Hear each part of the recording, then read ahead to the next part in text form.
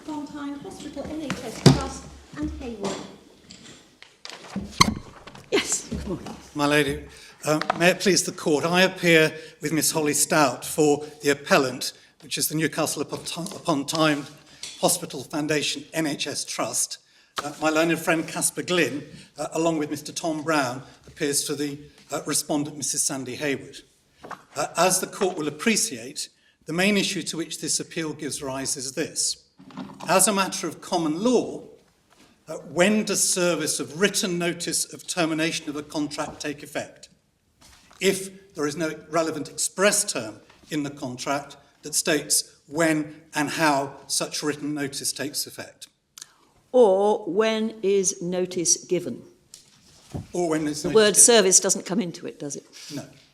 My lady, no. And one of the points I'll be making is that the courts have, over the centuries, not really distinguished between the word give, the word receive, the word communicate, and that sometimes makes it more difficult than it might otherwise be to plough a furrow through the authorities to conclude exactly what is meant in any one particular case. But our submission is that this case raises centrally the question of what standardised implied term should be implied into contracts that don't say anything expressly about how notice is given or served or whatever the word might be. It's not an issue that's been considered by this court or by the House of Lords previously, and as the court will of course appreciate, what we say is that where it is written notice of termination, it is sufficient that the letter is delivered to the recipient's address or their agent's address.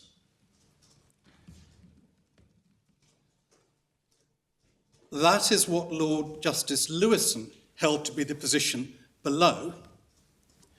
So we submit it's not necessary in order for notice validly to be served either that the letter is actually opened and read by the recipient, which was the position taken by Mrs. Justice Proudman below, or that the recipient actually sees and takes possession of the letter, whether or not she reads it immediately, which is the position taken by Lady Justice Arden in the court below.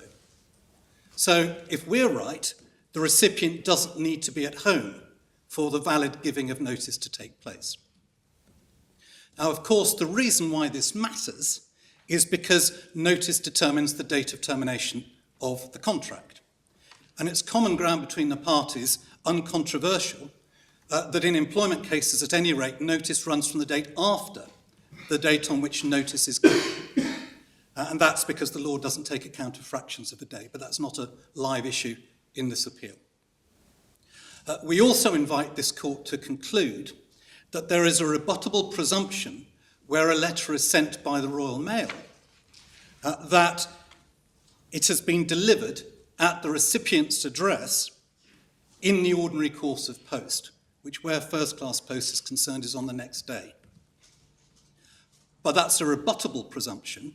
So if there is evidence to show that the letter did not reach its destination, by which I mean the location, then that presumption can be rebutted by evidence.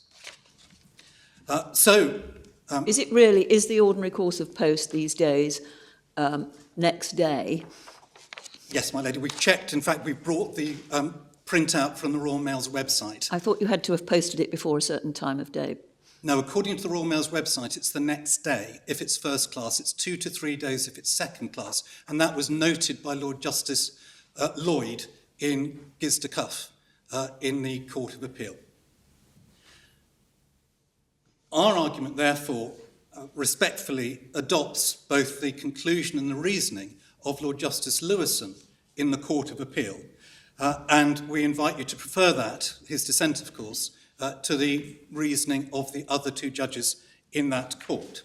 But our appeal before this court is built on 4 propositions. The first one is that we say that our argument is consistent with the case law on the law of contract as they have stood for over 200 years.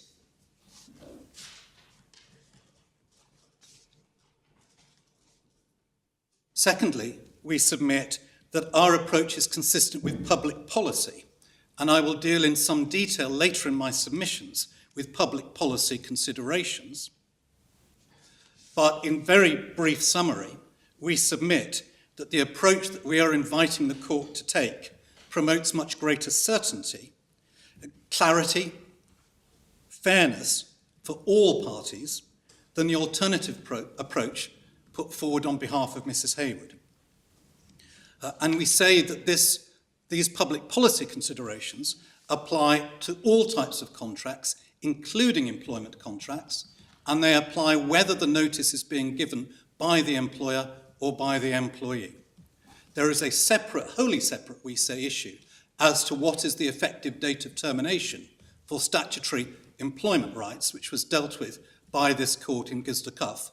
And we don't for a moment wish to invite this court to disapprove or depart from that at all, but that we say that's different. We are dealing with the common law position under contract. So that's my second proposition. My third proposition is that we submit that our approach is consistent with the approach that was adopted by Parliament from time to time over the last 2 centuries, when it has set out rules about the service of notice in statutes or for statutory purposes. So, for example, in Section 7 of the Interpretation Act 1978, but there are many other examples. And we say that that's significant for common law purposes because the approach in statute, we say, was dictated by very similar public policy considerations to the public policy considerations that we submit should underpin the common law. Also, we say that our approach is consistent with the rules relating to service of documents in the civil procedure rules, and it is also worth noting that it's consistent, we say, with the position as laid down in employment statutes in relation to the service of notices concerning redundancy.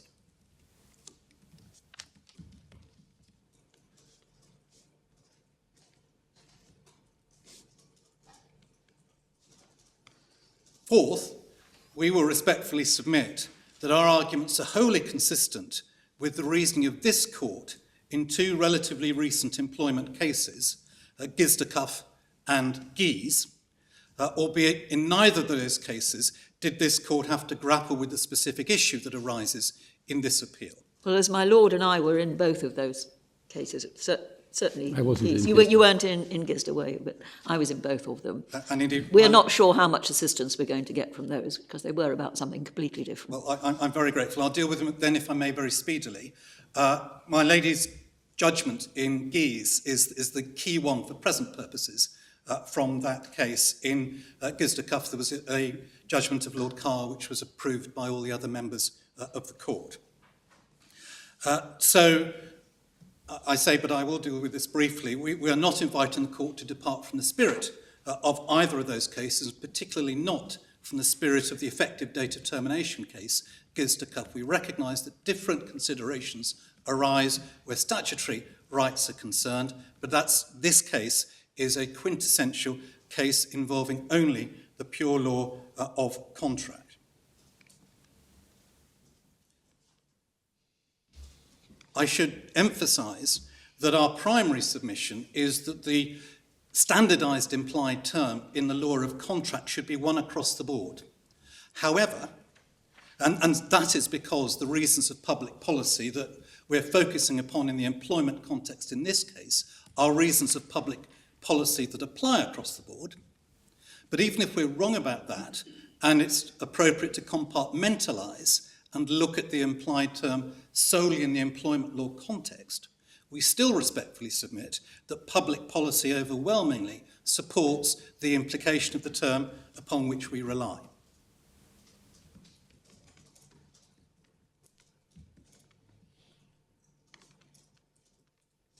May I just mention in parentheses that a point I'll come on to a little later is that, interestingly, there's a different rule altogether for the acceptance of contractual offers, the posting rule, where the acceptance takes place when the letter is put in the letterbox, not when it arrives at the destination, let alone when the letter is opened by the offeror. I'm not suggesting for a moment that that rule reads across into termination of contracts, but it's interesting in my submission that nobody's ever suggested that that rule doesn't apply in the employment context as it applies elsewhere in the common law.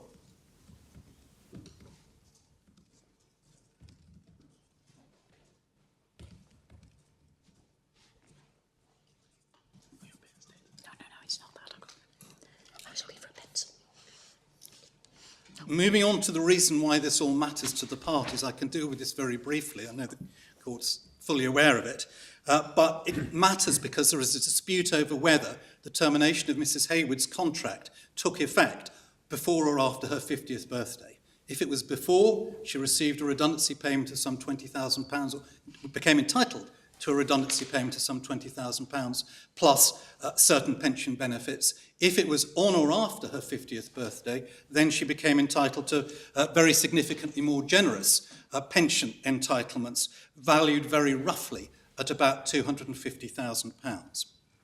Understandably, entirely understandably, Mrs. Haywood took proceedings to seek a declaration that her termination took effect on or after her 50th birthday. And equally understandably, I hope, the Health Trust, being a public body and cautious of expenditure of funds, has defended the case, which is why we're before this court this morning.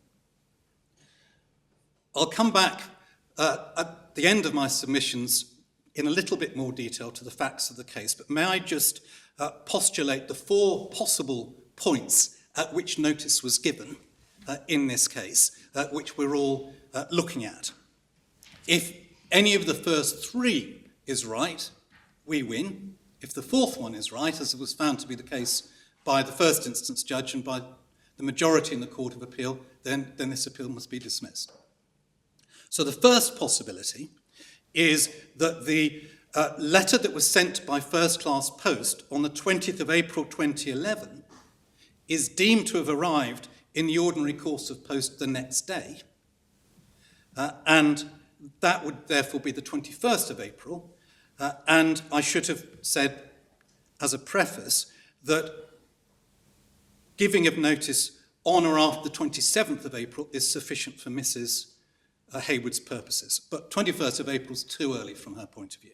So that's the first possibility, and that was held to be the position by Lord Justice Lewison at paragraph 124 in his judgment. Mr. Kavanagh, there is a difficulty, isn't there, about referring to this letter allegedly sent in ordinary first-class post, because the trial judge says there were 2 means of communication of this, and he's pretty clearly referring to the email and the recorded delivery. Yes. Does it add anything to your case to be concentrating on this letter, or could we delete it? It doesn't add anything, save to the extent that it raises the rebuttable presumption issue. But if my Lord's point, as I understand it, is that since it's common ground and a finding of fact that the letter was hand-delivered by Mr. Crabtree, the father-in-law, on the 26th, which is good enough for our purposes, it really doesn't matter. With respect, I entirely agree. Yes.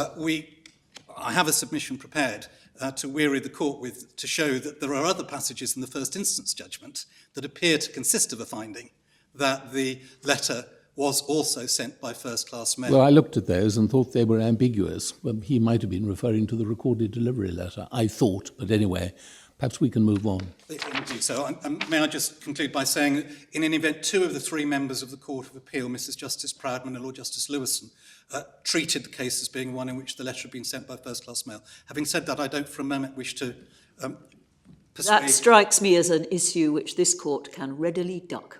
Well, I certainly don't invite the court to do anything other than duck it, particularly as it would save... As it makes no difference to the outcome. It makes no difference to the outcome. It's a very tedious part of my submissions, if I may say so against myself. You're never tedious, Mr. Kavanagh. Well, as my lady may be surprised if she heard me make my submissions on that topic. In any event, that's the first possibility which I mention and discount. The second one, and the crucial one, is when the claimant's father-in-law, Mr. Crabtree, delivered the recorded delivery letter by hand to her house on the 26th of April, having collected it from the sorting office that day. And that's also at paragraph 124 in the Court of Appeal's judgment. The third possibility is the agency point. Now, this is a point I make clear at the outset. I don't wish to cavil about this, that was taken by Lord Justice Lewison in the Court of Appeal. I will come back to it, if I may, at the end of my submissions, but the main thrust of my submissions are going to be on the written notice being delivered to the address point. But there is a third point about agency. And that also, if we're right on the agency point, meant that the notice was given on the 26th of April and therefore a day too early for Mrs. Haywood's purposes. So are you saying that even if Lady Justice Arden's analysis was correct, that the envelope has got to be seen and possessed, the seeing of Mr. Crabtree, the possession of Mr. Crabtree would be enough? Is that what you're saying? Yes, we are. And that really comes down to the scope of his agency, because he was asked to look after the house while they were away. And I won't, if you'll permit me, I won't foreshadow my submissions on that point, brief though they are. But it really comes down to whether the scope of his agency included going off to collect the letter, as there is no dispute that he did. But in answer to my lord, yes. So even if we're wrong about everything else, we respectfully submit we should win on that. The final possibility, and the one which succeeded below, of course, is that Mrs. Haywood, who was away in Egypt whilst these events were taking place, returned on the 27th of April, opened the letter and collected that, or saw the letter on that very same day. Now, if that's right, then we completely agree that she was in time, in the sense that her employment terminated after her 50th birthday, and therefore she qualifies for the more generous pension entitlements. There is an interesting side note that had her plane not been delayed, none of us would be here, because had her plane not been delayed, she would have arrived home on the 26th and would have opened it on the 26th, but that's not the fault of anybody in this room. My ladies, my lords, as regards the public importance of this appeal, counsel always say that their case is of great public importance when it reaches... You got permission.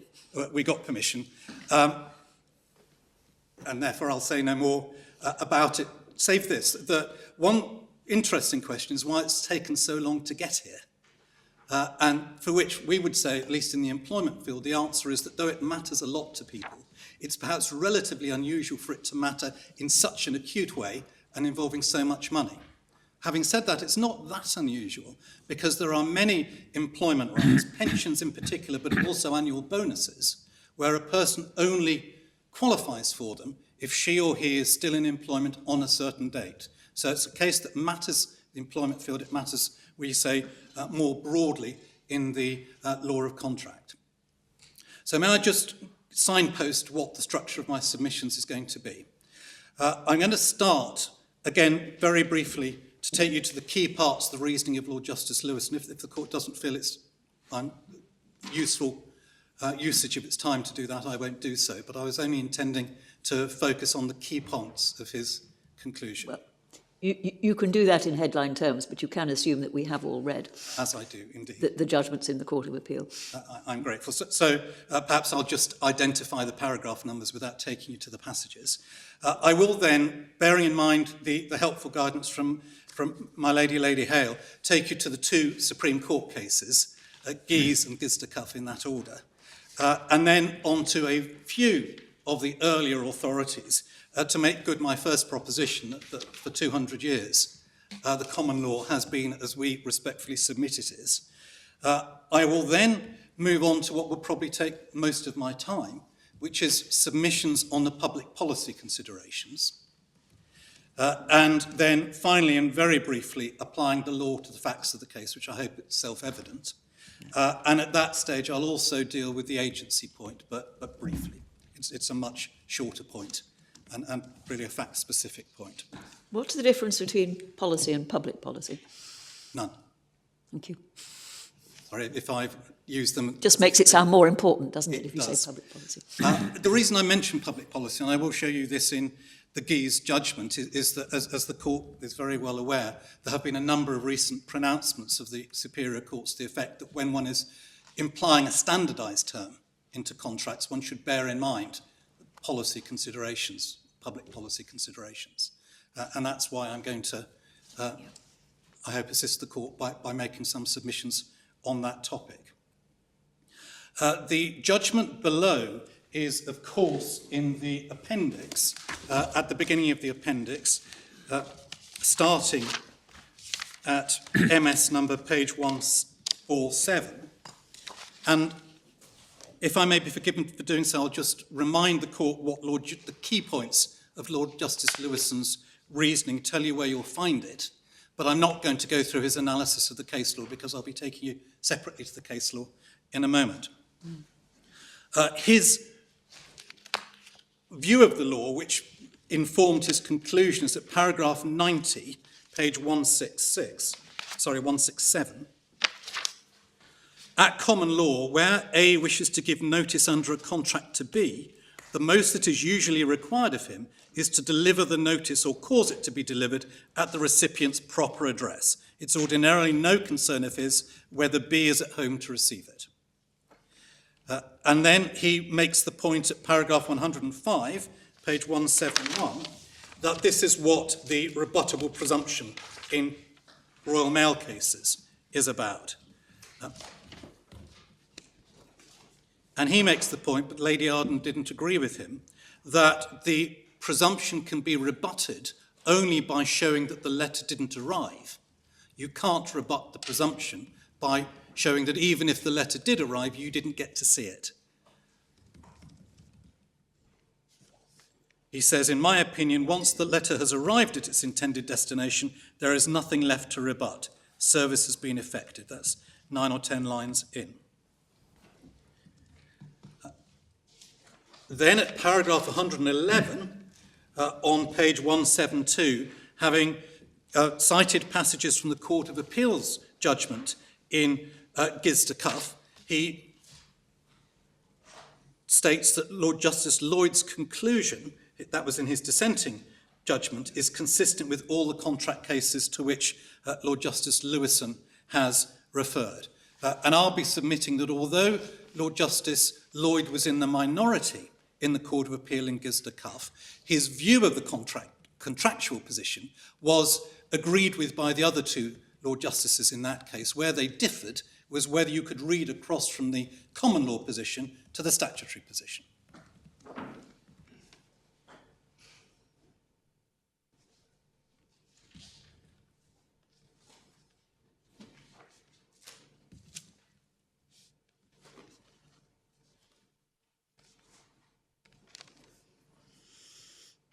At paragraphs 116 to 118 at pages 174 to 175, his lordship addresses the Guise case and the Gisder Cuff case and says that they're both distinguishable and entirely consistent with the conclusion that he came to.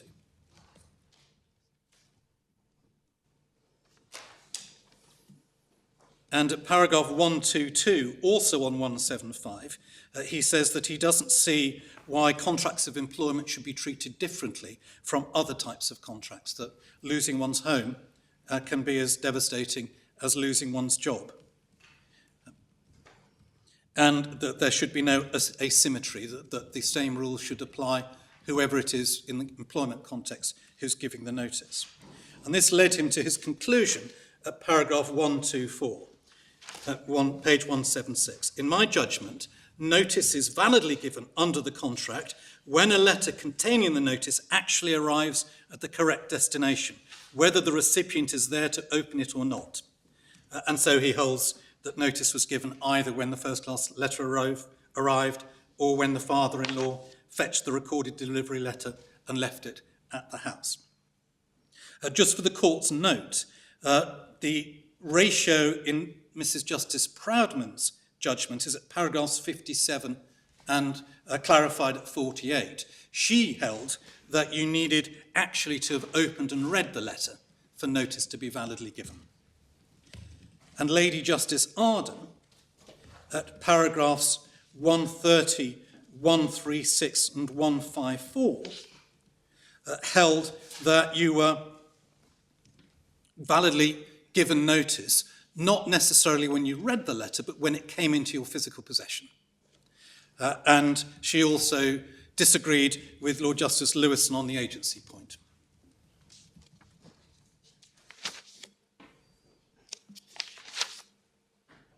So may I then move swiftly to the Geese case, which you'll find in Volume 1 of the Authorities, tab 15. The page number, sorry, tab 13, thank you. Tab 13, page 673. That's where it begins. My Lady Hale and my Lord Wilson, as we know, were part of the panel. It was 4-1. Lord Sumption dissented. If I may say so, the most important issue in the case for lawyers was the examination of the automatic versus the elective theories of terminations of contracts. It's an issue that doesn't arise in our case. And of course, this court found that it's necessary to give notice to accept a repudiatory breach by the other party. What is more significant for present purposes is what was described as point 2 in paragraph 14 of Lord Hope's judgment at page 686. That is, when was the contract of employment terminated? As the court may recall, as well as an argument about repudiatory breach, in Geese there was what is known as a pylon clause, a payment in lieu of notice clause in the contract of employment. And the central question in relation to that matter was whether it was sufficient for the bank to have paid the money into the bank account of Mr. Geese, or whether the pylon clause only brought the contract to an end when he was notified that the pylon clause had been activated. And this court found the latter, that it's when you're notified. The issue that we're concerned with didn't arise because there was an express deeming provision in the contract as regards how notice could be effected. You find that on page 683 at paragraph 7 against letter D.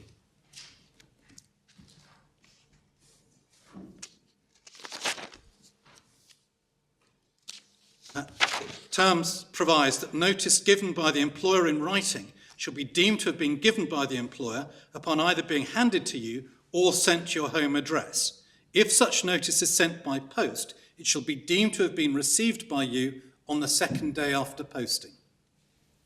And each of the members of the court, with the exception of Lord Sumption, who didn't have to address it in light of his other conclusions, took the view that that was effective, so that notice was served on, in fact, it was the 6th of January 2008, but it was served on a date in accordance with the express deeming provision. It's a bit more realistic than what you say the Interpretation Act provides. Well, my lady, may be so, but only anecdotally, as I understand what's happened recently with the Royal Mail, is that collections are earlier, so that you may find it more difficult to post later in the day, in the sense that it may not be then collected till the next day, but that's purely anecdotally rather than based upon any evidence or rulings. At paragraph 48, this is in the judgment of my lady, reference is made by Lady Hale to the provision I've just referred to, the deemed notice. That's in against letter F. And it was my lady's judgment that dealt with the pylon clause issue, whereas Lord Hope's judgment dealt primarily with the automatic termination issue. At paragraph 54, on page 697, my lady said, in my view, it's quite clear that paragraph 8.3, that's the pylon clause, is not dispensing with whatever requirement there is that the employee be notified of the termination of his employment. Then if I may jump to 55 to 56, which are the kernel for present purposes. In this connection, it's important to distinguish between two different kinds of implied terms. First, there are those terms which are implied into a particular contract because on its proper construction, the parties must have intended to include them, Belize Telecom. Such terms are only implied where it's necessary to give business efficacy to the particular contract in question. Second, there are those terms which are implied into a class of contractual relationship, such as that between landlord and tenant, or between employer and employee, where the parties may have left a good deal unsaid, but the courts have implied the term as a necessary incident of the relationship concerned, unless the parties have expressly excluded it. Lister and Romford Ice. A great deal of the contractual relationship between employer and employee is governed by implied terms of the latter kind. Some are of long standing, such as the employer's duty to provide a safe system of work. Some are of more recent discovery, such as the mutual obligations of trust and confidence. This was referred to by Lord Justice Dyson in the case of Crossley as an evolutionary process. He also described the necessity involved in implying such terms as somewhat protean, pointing out that some well-established terms could scarcely be said to be essential to the functioning of the relationship. And he said, "It seems to me that rather than focus on the elusive concept of necessity, it is better to recognise that to some extent at least, the existence and scope of standardised implied terms raise questions of reasonableness, fairness, and the balancing of competing policy considerations." And it's from there that I've adopted the word standardised term to describe the sort of term that we are concerned with. And my lady went on to say there is much to be said for that approach, given the way in which those terms have developed over the years. Then at 57... But that, of course, that whole discussion there, which is based on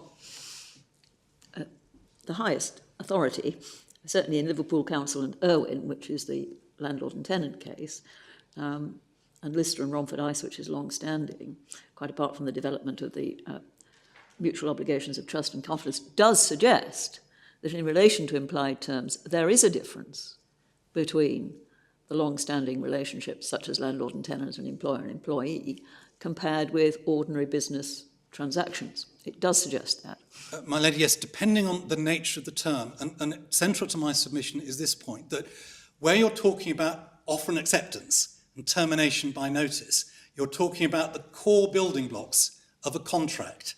And as I will come on to submit, the policy considerations that underpin the standardised implied terms that deal with those matters are the same policy considerations across the board.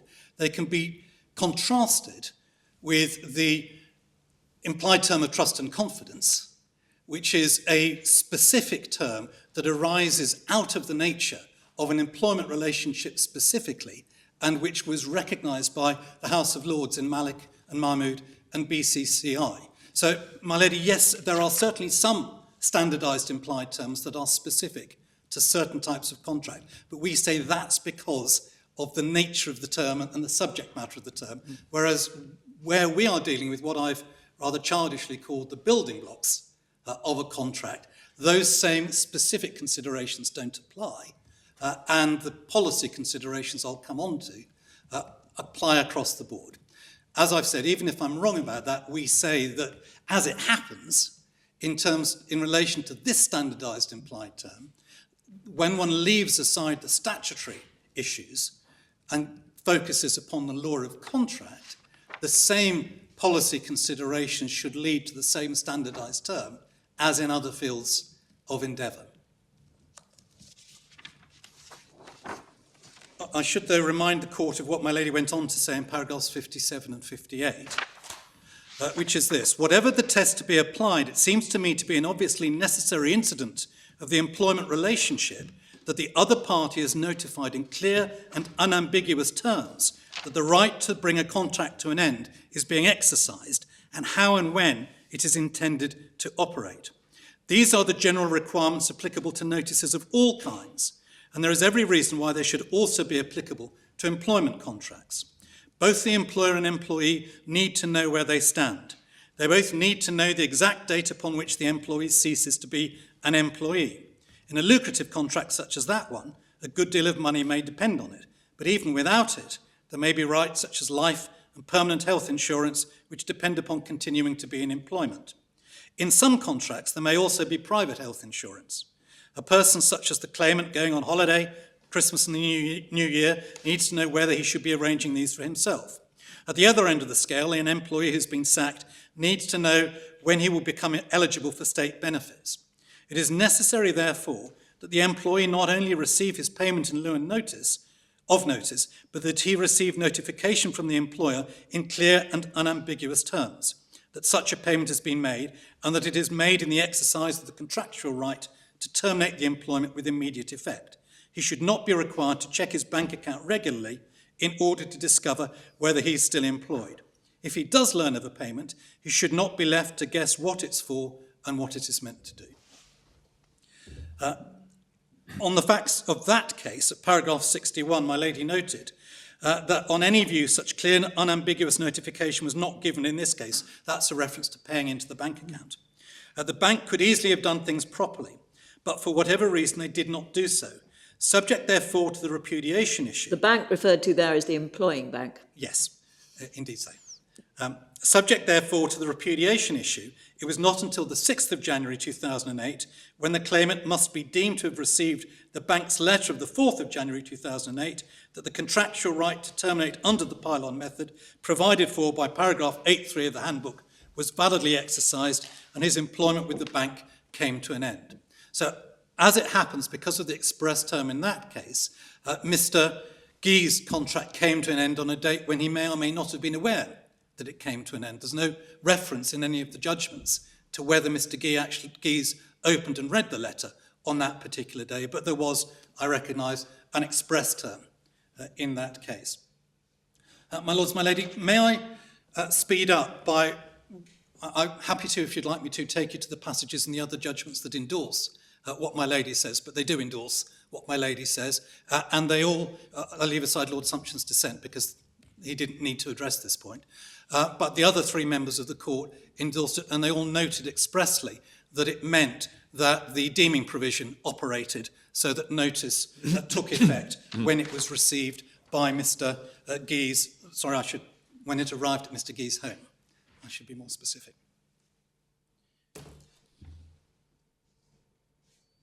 So Guy's, as my lady pointed out, doesn't address the issues that we are dealing with today, but there's no consideration in Guy's, for obvious reasons, of the statutory position, because it wasn't a case dealing with effective date of termination. I've taken it out of order because I hope forensically it's more helpful to do so. It's a later case than Gizda-Cuff. But there was no consideration of the statutory position because we submit Gizda-Cuff by then had made clear that statute and the law of contract had parted company. If I may move on then to Gizda-Cuff and take it first in the Court of Appeal, which is in tab 15, beginning at page 738 of the manuscript.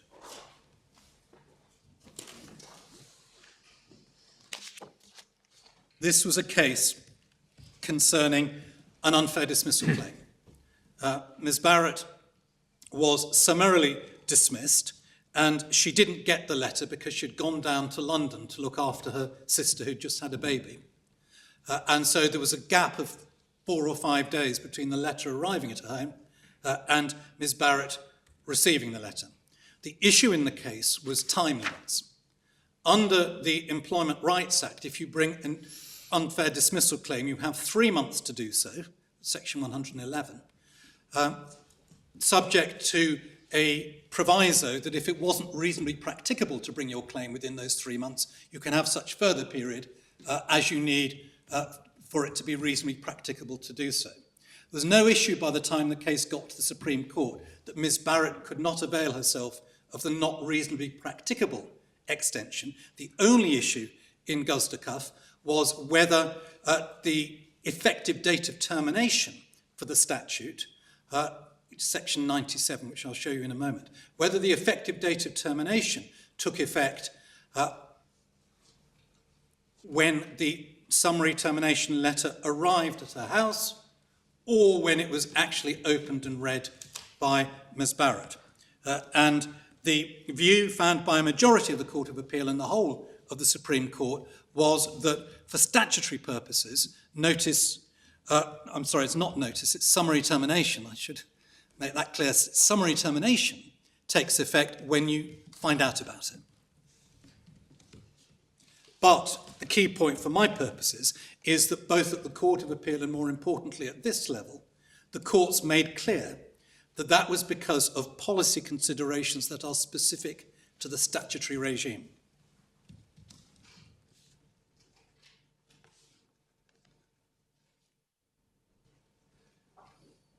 the majority in the Court of Appeal consisted of Lord Justice Mummery and Sir Paul Kennedy.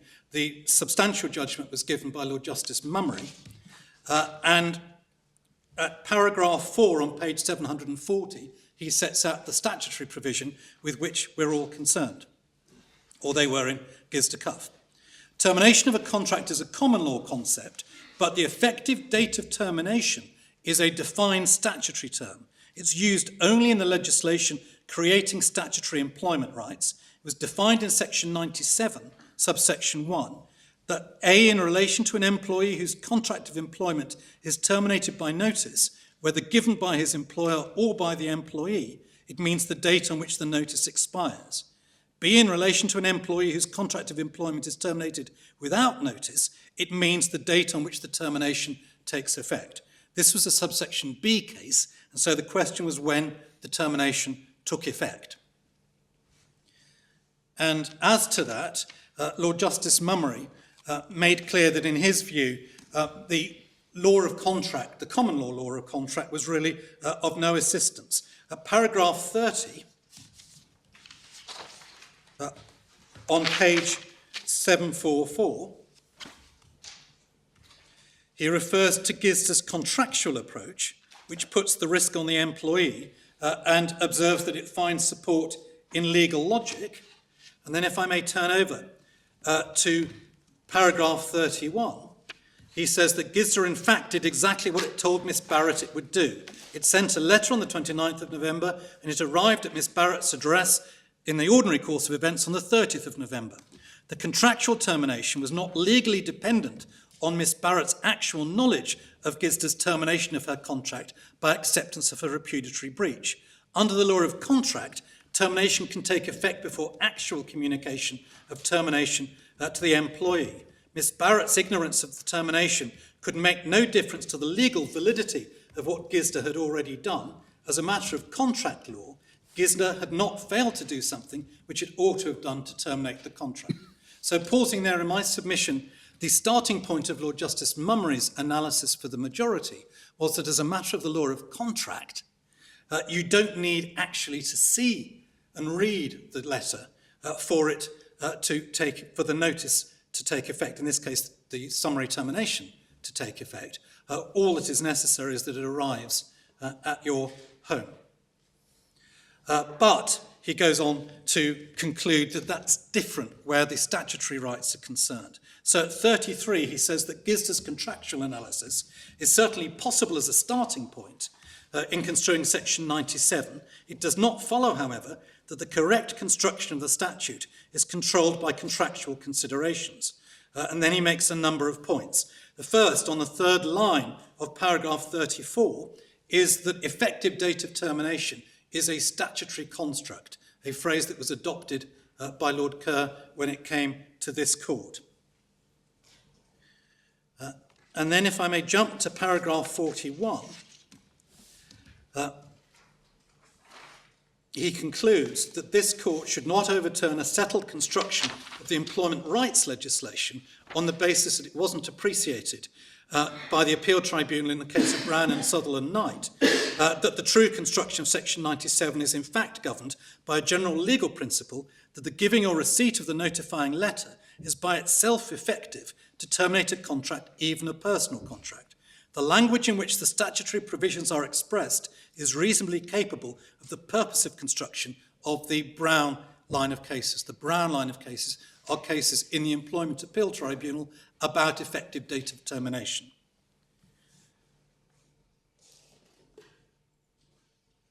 So, appreciate, of course, we're only dealing with a Court of Appeal judgment, but at the Court of Appeal, I'm about to submit that both the majority and the minority took the view that at common law, even where you're dealing with termination by repudiation, there is valid termination when the notice is delivered rather than when the notice actually comes to attention of the individual. And that is the view that was reached by Lord Justice Lloyd. Therefore, his reasoning differed because he took the view that the common law contractual principles applied also to the statutory context. I won't, if you'll forgive me, take you through his judgment, because otherwise I'd read out almost all of it. With great respect, I submit that the analysis of Lord Justice Lloyd in this case is absolutely right, save that it doesn't matter for my argument whether he's right on the statutory point, but his analysis of common law, we respectfully submit, is absolutely right. He does observe, though, at paragraph 49, an interesting feature of the statutory framework, which is that the case law on effective date of termination has led to a different position depending upon whether notice is given by the employer or by the employee. The line of authority culminating in Gis de Sif, where we're talking about summary terminations, they're all about summary terminations, is that where it is the employer who is summarily terminating the employee's employment, that doesn't take effect until the employee actually gets to read the letter.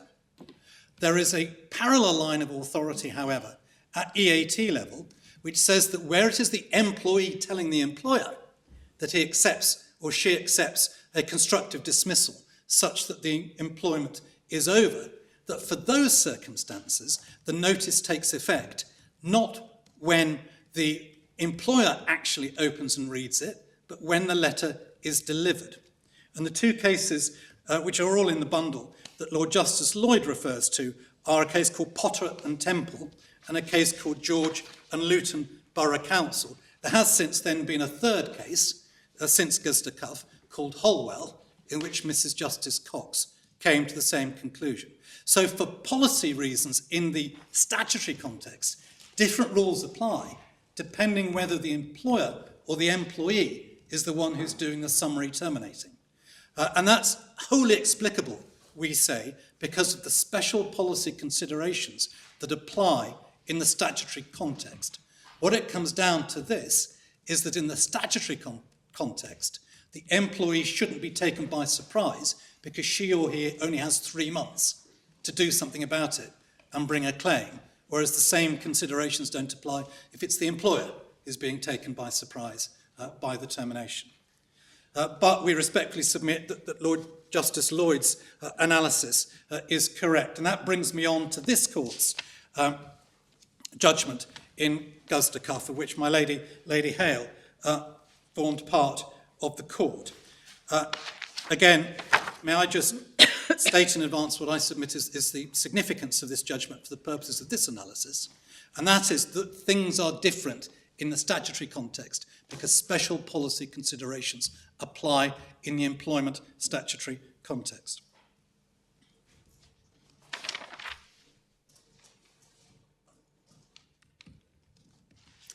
And so I remember the case particularly because the employee did not appear in this court. Yes. Which posed some difficulties for us as to how we should handle the matter. But she was content to rely on the victory that she'd achieved in the Court of Appeal. My Lady, yes. As it happened correctly. Yes. And as my Lady will recall, no doubt partly for that reason, this court didn't express a view on the contract position because it hadn't heard argument on it. Indeed, hadn't heard argument on it from either side, since my colleague Mr. Greatrix's submissions were focused on the statutory position. And therefore, I don't for a moment suggest that this gives the answer to the issues in this case. But it's nonetheless, I hope, helpful to draw your attention to a couple of paragraphs in the judgment. Beginning with paragraph 5 on page 760.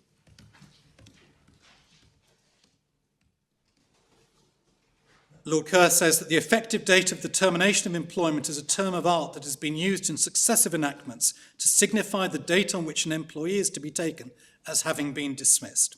And he then sets out what I've already read to you, which is section 97. May I jump to page 767, paragraphs 34 and 35? Having referred to the two leading EAT level authorities on effective date of termination, Brown and Sutherland, Knight and McMaster, his lordship says that underlying both decisions, although not expressly articulated in either, is the notion that it would be unfair for time to begin to run against an employee in relation to his or her unfair dismissal complaint until the employee knows, or at least has a reasonable chance to find out, that he or she has been dismissed. This is as it should be. Dismissal from employment is a major event in anyone's life. Decisions that may have a profound effect on one's future are required to be made. It's entirely reasonable that the time already short within which one should have the chance to make those decisions should not be further abbreviated by complications surrounding the receipt of the information that one has in fact been dismissed. These considerations provide the essential rationale for not following the conventional contract law route in the approach to an interpretation of Section 97. As Lord Justice Mummery said, it is a statutory construct designed to hold the balance between employer and employee, but doesn't require that both sides be placed on an equal footing. And then, to save time, I won't read paragraph 36, but at 37 he goes on, "We do not consider, therefore, that what has been described as the general law of contract should provide a preliminary guide to the proper interpretation of Section 97 of the 1996 Act, much less that it should be determinative of that issue."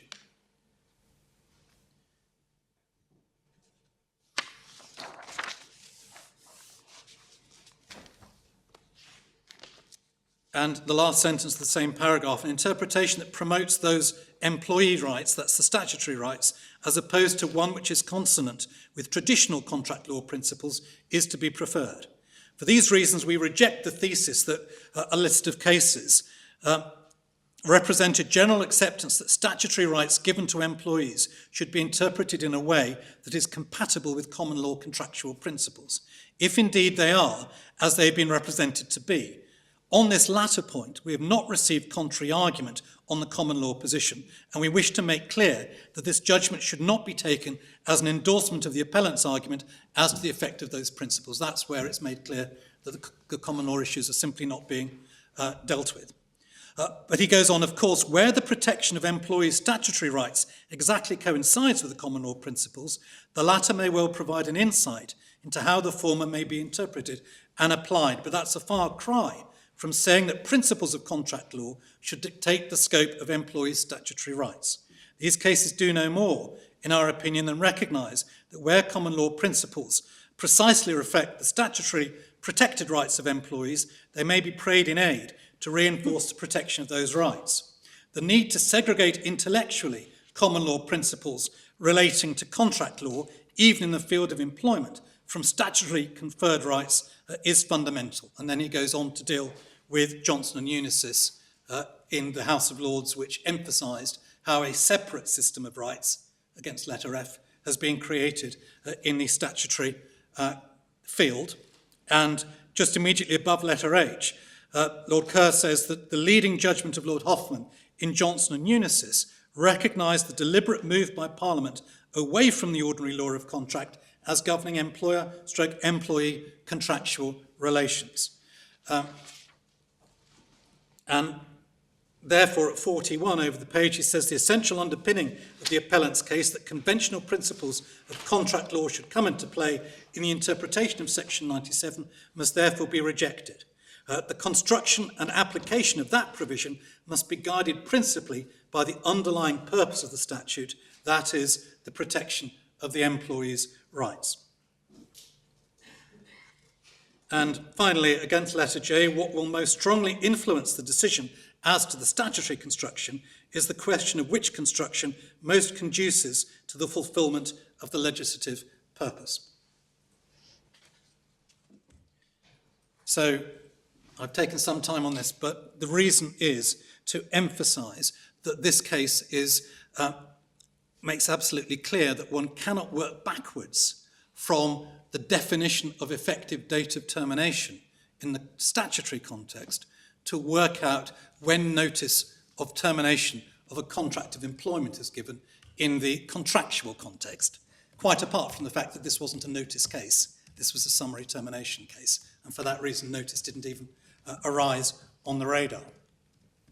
I won't take you to it now, but may I just highlight that in a more recent case, the case of Rabes, which is in Volume 2, Tab 33, Lord Justice Laws referring to this case, said that the position therefore is, and I read from his judgment, that the interpretation of Section 97 is an autonomous issue unchallenged by conventional or general principles of the law of contract. Now, the Supreme Court judgment allowed for the possibility that the date of an employment contract's termination for the purpose of a common law wrongful dismissal claim might be different in some circumstances from the effective date of termination under Section 97. Just for anybody's note, that's paragraph 23 of his judgment. And have you got a page reference for that? Yes, indeed. It's, sorry, I don't, my lady. Let me. Don't worry, sorry, don't worry. Volume 2. You said 233. If I want to read it, I'll find it. It's 943. Thank you very much. I mentioned that there is a different rule that applies to summary termination by the employee. And again, may I just mention this for the court's note, and I'm going to have fallen into the same error of not being able to give you a... No, I can give you a manuscript. No, I can't give you a manuscript number, I apologise. My learned junior will find it. The case of Haywood and Lincolnshire County Council, which is volume 1, tab 20. Thank you. Yes, page 792 is a more recent case which was dealing with the employee giving summary immediate termination of the contract of employment. And as I mentioned, in that case, Mrs. Justice Cox took the view that Gisda Cuff didn't change things where it was the employee, not the employer, who was doing the summary terminating, because the policy considerations that underpin Gisda Cuff don't apply there. And the key passages in her judgment are paragraphs 40 to 48, but particularly paragraphs 40 and 48 themselves at pages 799 to 800.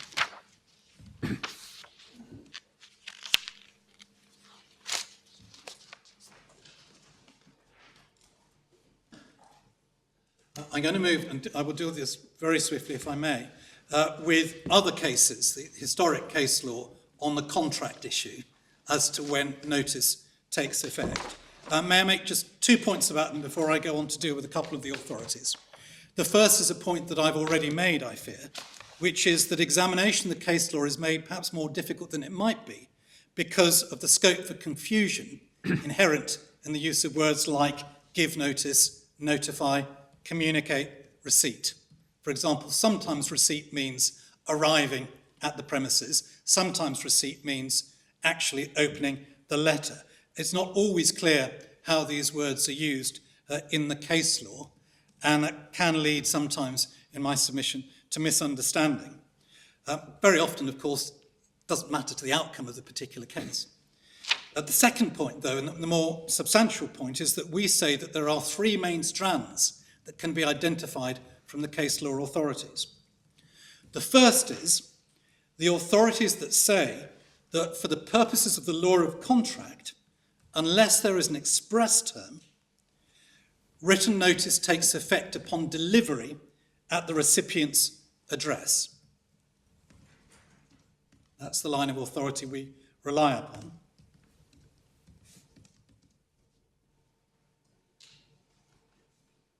Secondly, but it's really a subsidiary line of authority, are the rebuttable presumption cases. The cases that say that there is a rebuttable presumption that letters sent by post will be delivered in the ordinary course of business. Those are relevant for our purposes because we say that they are predicated on the footing that delivery is sufficient, that giving notice is the delivery. Because you don't rebut the presumption by saying, well, I wasn't there to open it. You rebut the presumption by saying it never got to me, it got lost in the post. Normally, the way of rebutting the presumption is to show it was returned to sender. And then the third strand of authorities are the authorities that deal with, not with the contract position at all, but with the effective date of termination for statutory purposes, which are all now redundant, so to speak, after Gisda Cuff.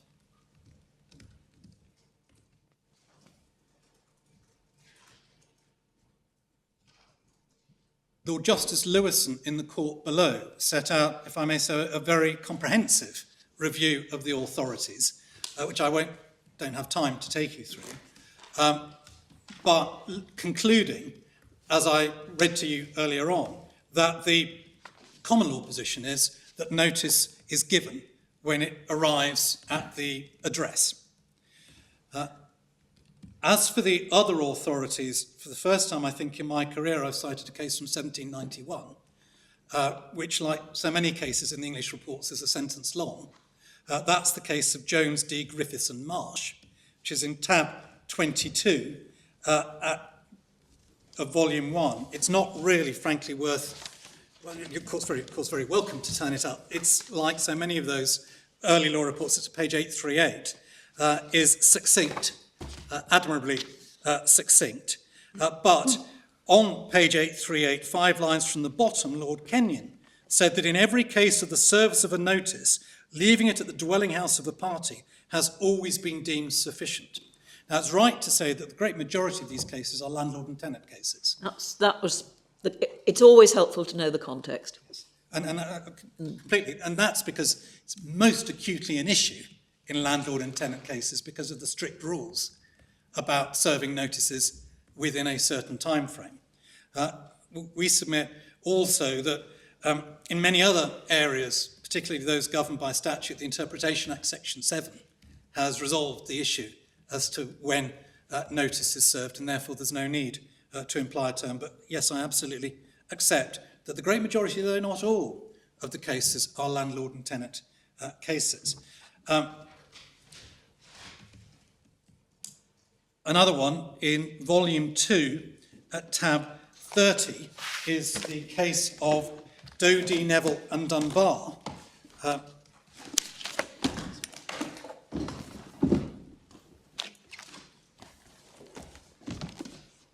Sorry, which page number? It's 923, my lord. Thank you. Another landlord and tenant case where, rather sadly, the issue of implied terms arose because the two servants, the lady and the servant upon whom the documents were allegedly delivered, had both died by the time the case came to court. And in that case, at page 924, Chief Justice Lord Abbott said, "I have no doubt that service of the notice was sufficient. The question doesn't arise here, for the servant might be called, but I have no doubt of the absolute sufficiency of the notice.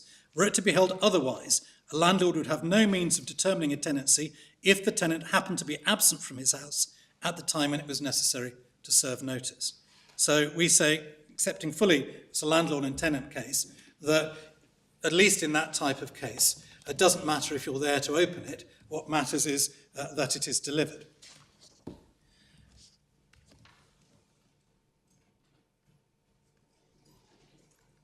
The next case that I'll take you to, also in volume 2, in fact, the next one at page 925, is the case of Papillon and Brunton from 1860, relatively modern case, by my standards anyway. And that was a case in the Court of Exchequer Chamber. As Lord Justice Lewison pointed out, one of the fascinating things about this judgment is that a letter was posted into an address in the Temple and was expected to arrive the same morning, Well, the morning yes. in which it was posted. Those were wonderful days that we'll never see again, needless to say. But on the evidence, it had arrived that day, but also on the evidence, the agent to whom it was sent didn't see it to the following day, and it was crucial which of those 2 days it was given upon. And on page 926, in the course of argument, about 8 or 9 lines down, Chief Baron Pollock is noted as saying, if a notice to quit was left at the dwelling house of a landlord and he was abroad, that would be sufficient to determine the tenancy. And 4 lines from the bottom of the page, he said, a notice so sent, that is, in the way I've just described, must be considered as having reached the agent in due time, and the same consequences must result as if he had actually been there and received it. So another case we submit in which it's clear that it's arrival, not or delivery, not opening, that counts. There are a couple of cases in the modern era, not all of which are landlord and tenant cases, that we say further support our submission. The first one is at tab 41, page 1066, Stidolf and the American School in London Educational Trust, a Court of Appeal judgment from 1969. Sorry, the page number again? 1066. That's what I thought. 1066. Now, this was a case where, as always, there's a twist in the facts. The twist in the facts is that the notice to quit was sent to Mr. Stidolf, who opened and read it, but it hadn't been signed by the solicitors, which invalidated it. However, there was a covering letter which had been signed by the solicitors. And the Court of Appeal concluded that when you added those two documents together, the requirements of the notice to quit were complied with. However, there was a doubt over whether Mr. Stidolf had actually read the covering letter on the day in question. So our issue does arise, because the question was whether it was enough that the covering letter had been delivered, or whether it was necessary that it actually be opened and read. And at page 1069,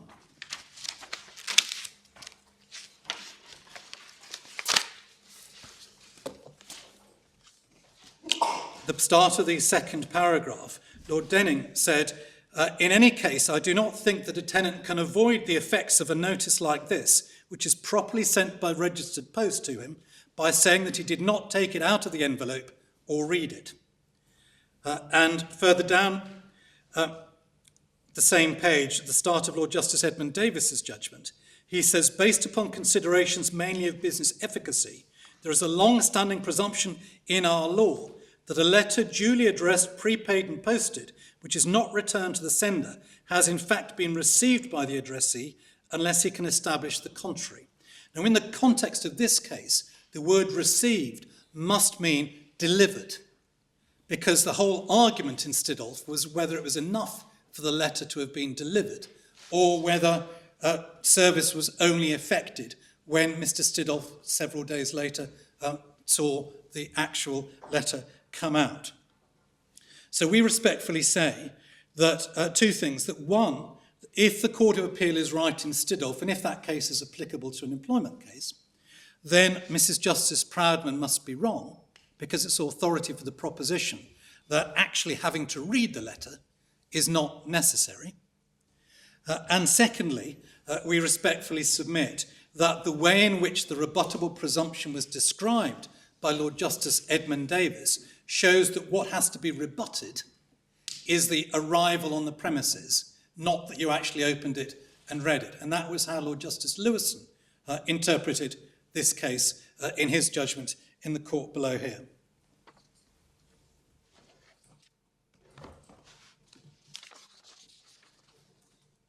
Just two more authorities quickly. The first is at page 1090, tab 43, the Brimnes case. Now, this is not a landlord and tenant case. It is, however, a commercial case.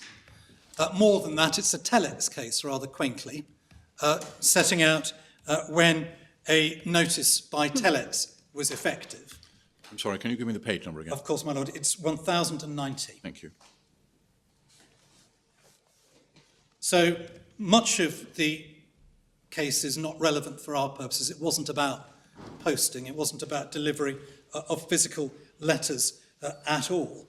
The Court of Appeal did find that the telex, that notice was effective when the telex arrived at the recipient's machine, not when it was read, because those were two different days. So to the extent it's relevant at all, the logic of the judgment is consistent with ours. And at at page 1131, at letter B, Lord Justice Cairns. I'm sorry, page? Page 1131 in the manuscript, 970 in the internal pagination. Mr. Kavanagh, I hate to put you off your stride, but I think MS stands for memory stick. Oh, does it? I do apologise. Because the one thing that these bundles are not are manuscript. No. my fault. They're not only printed, but they're electronic copies of printed. So they're digital. So MS, that's what MS stands for. Thank you. Well, I won't Yes. confuse the court. Make myself sound ancient by calling it manuscript any longer. Lord Justice Cairns' judgment at the top of the page between letters A and B, says this: there must clearly be exceptions to the rule, that is, that it's not necessary that notice must actually reach the mind of the individual. But one is if they deliberately keep out of the way, there's no suggestion in the present case of deliberate evasion, or refrains from opening a letter with a view to avoiding the receipt of notice. How much further than this do exceptions go? I feel little doubt that if an office were closed all day on an ordinary working day, though without any thought of a notice of withdrawal arriving, such a notice delivered by post on that day must be regarded as then received. So in my submission, what he is saying is that an innocent failure to spot the letter is sufficient. Nonetheless, doesn't detract from the letter being delivered, or in that case, the telex being received, at the time when it actually pings on the machine, or the time when it is seen, at the time that it is delivered on the premises. But it's interesting that he says that the general rule is that notice must reach the mind of the charterer or the charterer's agent. Yes. That's what he thinks the general rule is. Does he give any authority for that proposition? No.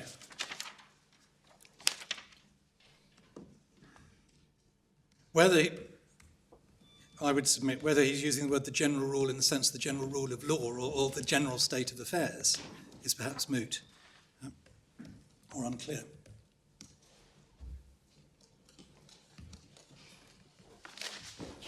The position is perhaps stated more clearly in a first instance decision by the then Mr. Justice Scott in a case called Stevenson and Orker, which you'll find in tab 40, page 1061.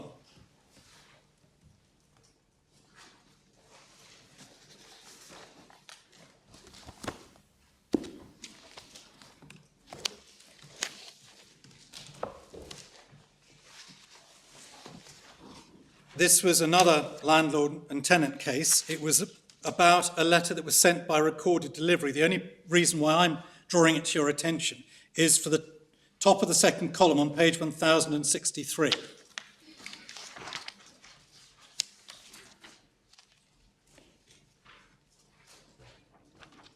In which counsel had submitted that the time of delivery in the ordinary course of post could not, he submitted, depend on whether or not the premises to which the letter was addressed were, when the postman arrived, occupied or empty.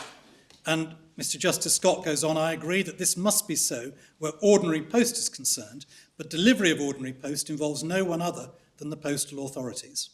The post is left on the premises, and then he goes on to address a different rule for recorded delivery, because if you're not in when the recorded delivery arrives, then it's taken away again. And that's why we don't suggest that the arrival of the card with a recorded delivery letter saying, please go and collect the letter, is delivery of a notice. And finally, on the authorities, this time in volume 3, at page 1238, tab 52, is a case called Wilderbrook and Oluwu. Another landlord and tenant case.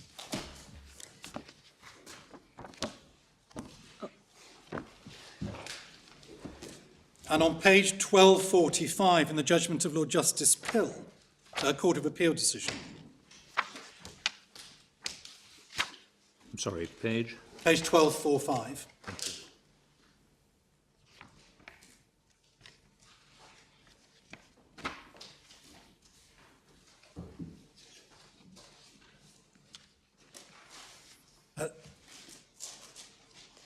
At the very bottom, line 25, he says, it's accepted that the rent review notice was sent through the post by recorded delivery, was received and signed for at the demise premises on a certain date.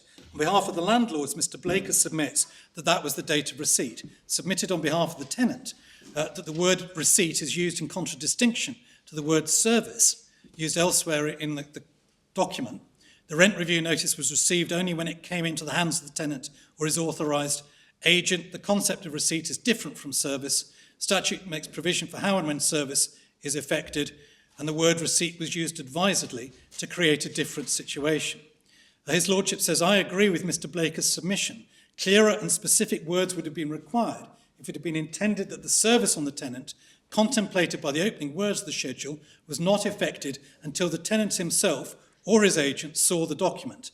In this context, certainty is important, and if the relevant date is to be a movable one, to the extent claimed by the tenant, that requirement would not be satisfied. Now that's a case dependent ultimately on an interpretation of the terms of the contract. The reason I refer to it is that His Lordship recognises the importance of certainty.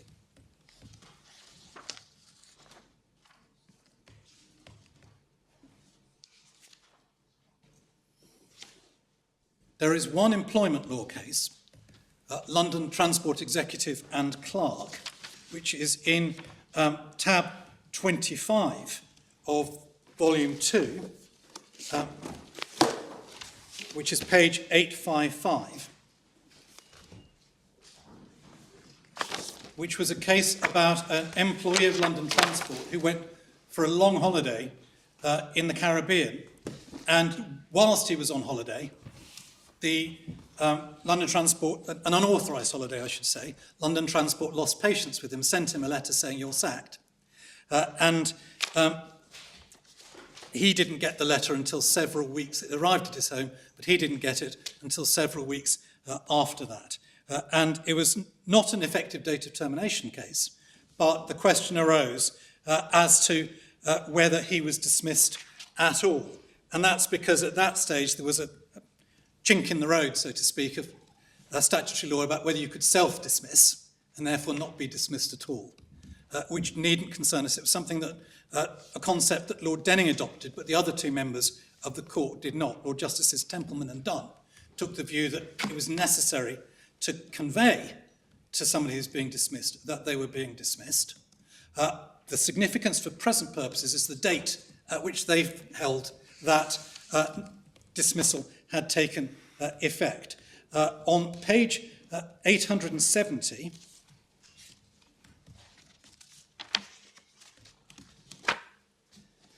we can see the two competing dates.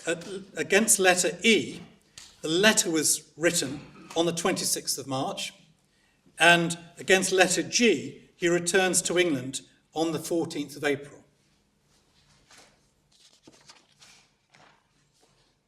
Two pages on at 872, at the very end of his judgment, Lord Justice Templeman said that the employers proved overwhelmingly that they acted reasonably in treating his conduct as a sufficient reason for dismissing him on the 26th of March.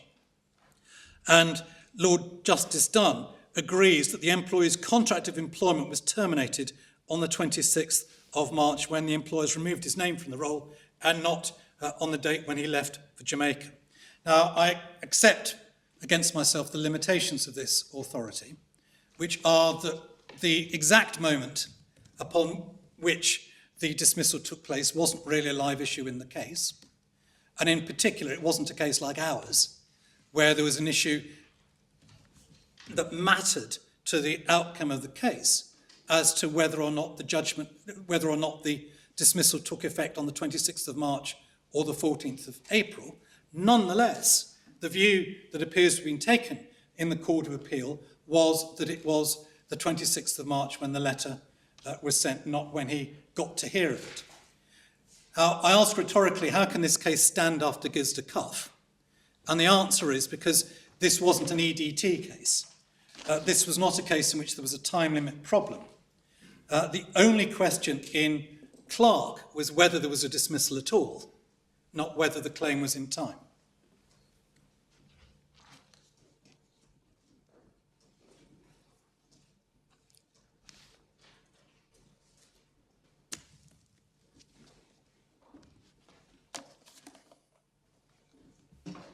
My lords and my lady, I simply don't have time to take you through the statutory cases, but as I've already submitted, the answer to them is they are statutory cases. They're not cases that deal with the law of contract. So I'm going to move on, if I may, to the policy issues. And may I make 4 preliminary observations, preliminary to the next stage of my submissions.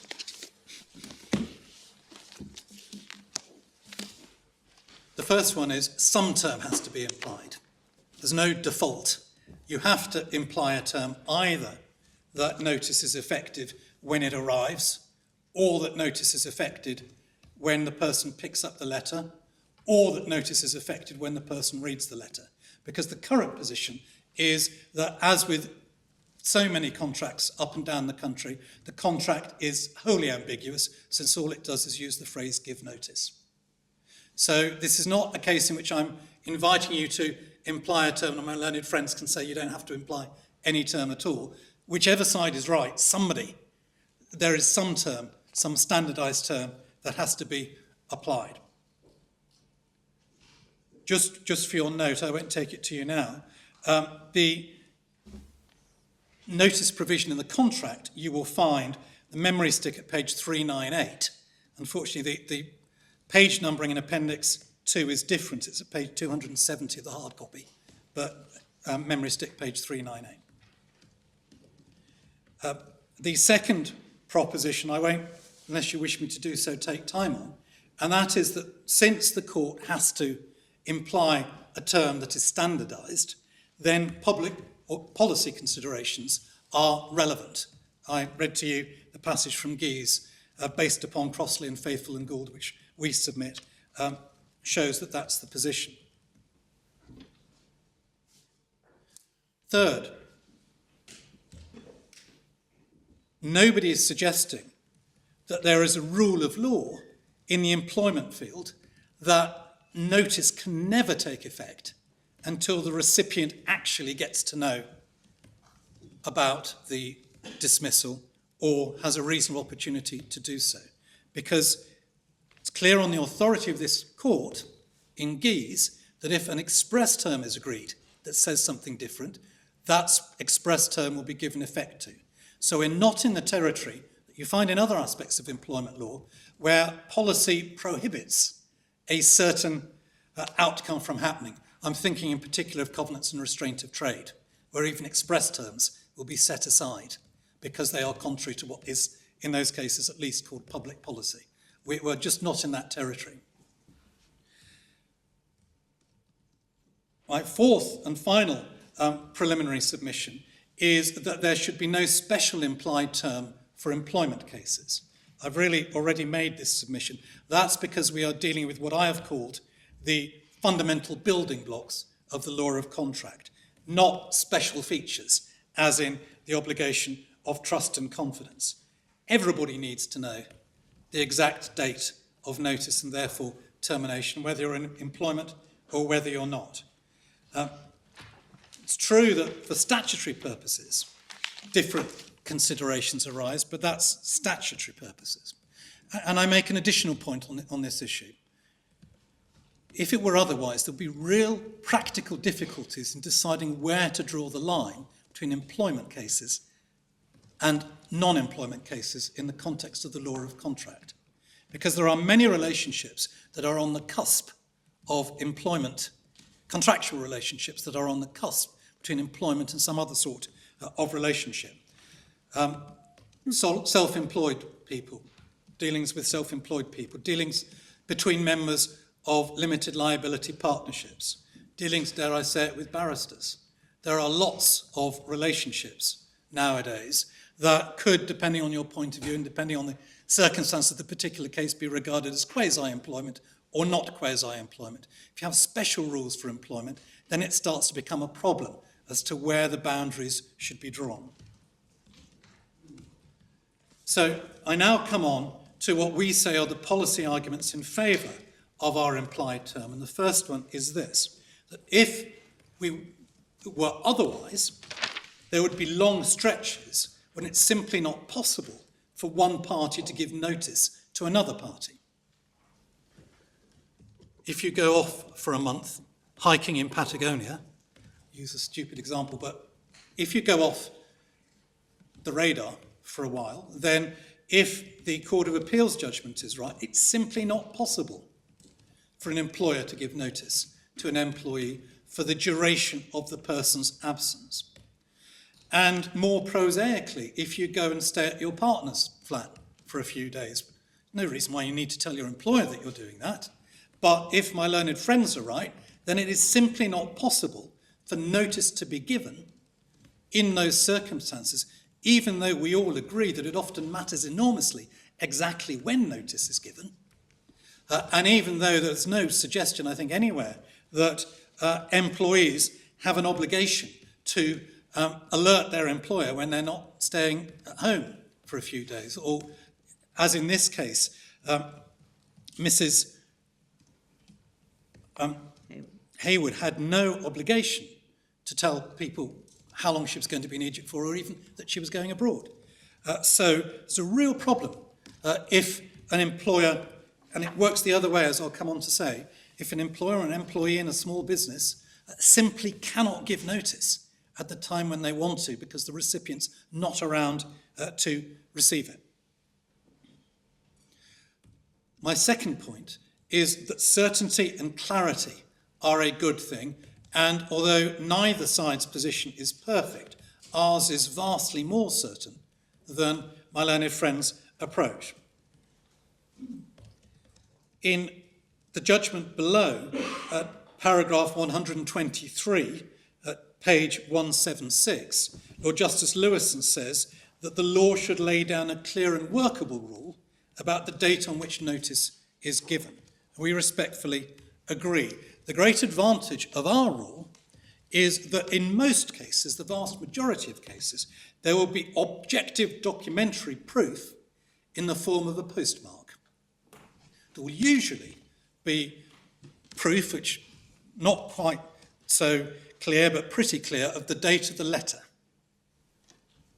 If my learned friends are right, then the date of the letter cannot be used at all, the date written on the letter can't be used at all as a tool for working out when notice was given, because it's entirely a movable feast, depending upon when the individual happened to get it or happened to open it. Oh, we can all busily work out some obvious uncertainties.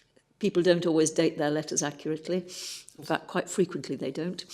And people usually throw away the envelope, so you won't get the postmark and all sorts. Absolutely so. And my lady, I don't claim absolute perfection.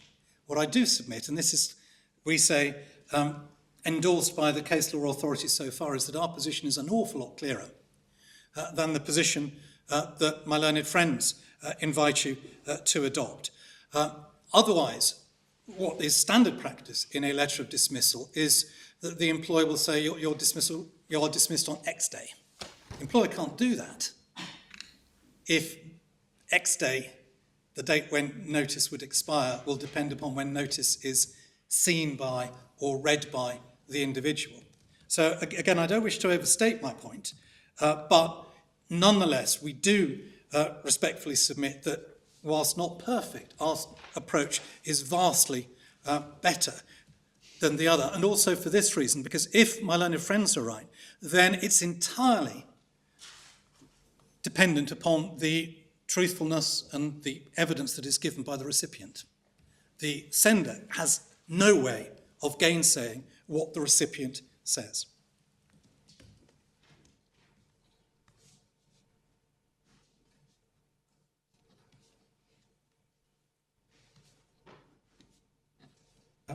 In one of the cases, I think it was in the EAT in Gizda Kif, the point was made, well, what about commercial travellers? Well, there's a simple answer to that, if such an animal still exists, but people who travel for work. If you, your employer, are sending somebody off for a few days, you can hardly claim the entitlement to give them notice at their home when you know they're not going to be there because you sent them somewhere else. So it doesn't, in our submission, provide an objection to the logic of the approach that we respectfully invite this court to take. So we say clarity and certainty is promoted by our approach. More than that, we say that fairness is promoted by our approach. And I've got 5 points on fairness. The first is that it is fairer to give the benefit of the doubt to the sender because there will usually be better objective evidence to support the fact of the sending than there will be to support the fact of the actual receipt by the recipient.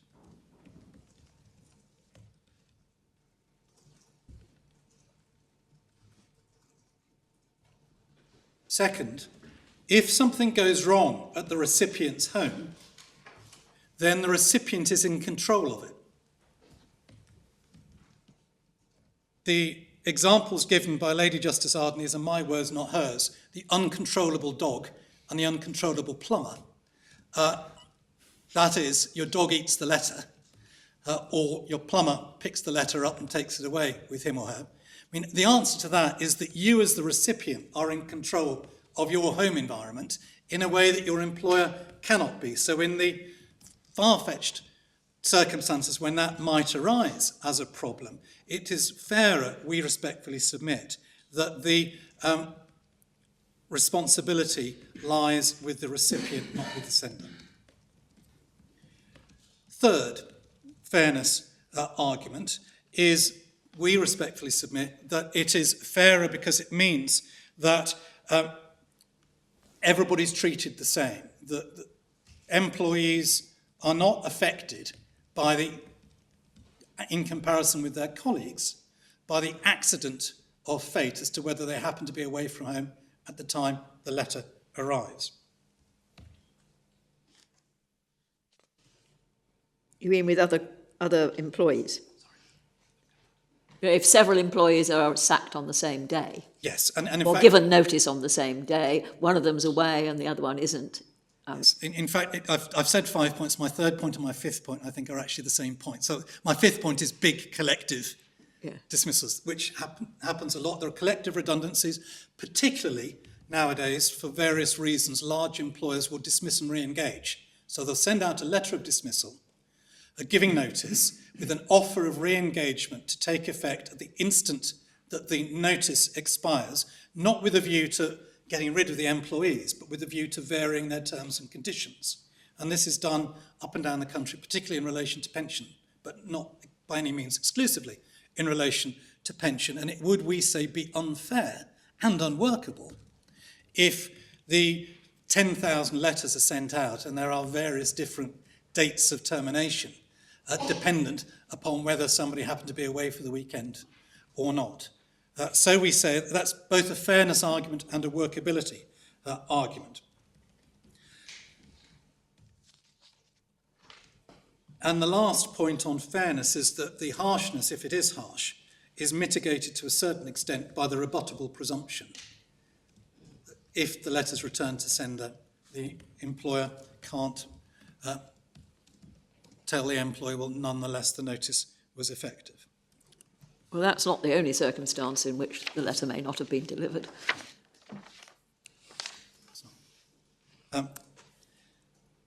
Moving on then, if I may, to my next set of policy submissions. These also go to fairness, but more they go to the contrast between the statutory position for effective date of termination and the common law position. We submit it doesn't necessarily work to the benefit of employees for the common law position to be, as the Court of Appeal here has said that it is. And two reasons for that.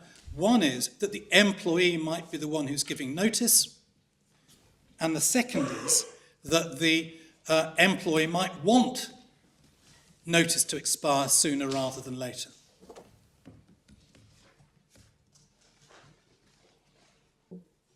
Taking those in turn, we respectfully submit it must be right that for common law purposes, the same rule applies whoever's giving the notice. You can't have one rule for employees giving notice, a different rule for employers giving notice.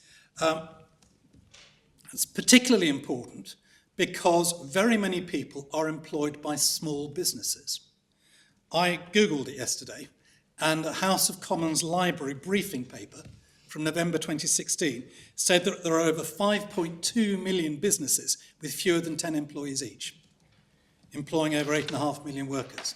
and that's me giving evidence, but it's really simply to make good a point of submission, which is that there will be many, many cases in which this rule will bite upon employees who are in a hurry to give notice to their employer, but the employer's a small shop and everybody's gone away for the weekend because it's a family business and they're at a family wedding out of town. So the assumption, which seems to be inherent, if I may respectfully say so, in my line of friend submissions, that it's always in an employee's interests for their rule or their implied term to be the right one, doesn't actually work. And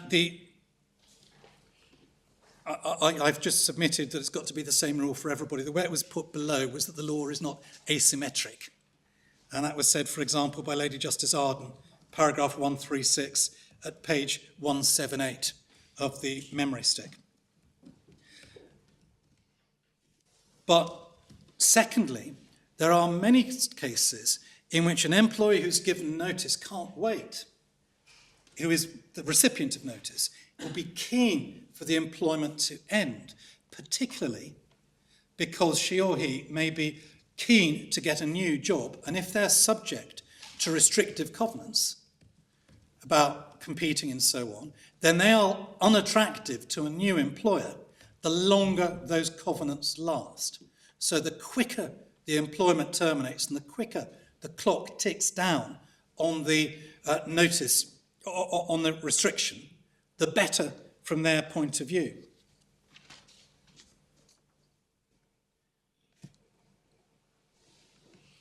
And have you Googled how many employment contracts there are that contain restrictive covenants? My lady, I'm afraid even my train spottery nature hasn't led me to do that. So my lady, no. But I hope the court will accept that there are, in very many fields, in the commercial sector, not in the public sector, contracts that contain restrictive covenants, all of which are time limited, because unless they're time limited, they're never going to be enforceable. They're invalid, yes. Yes, but they're common in sectors where one might not instantly think that they would be.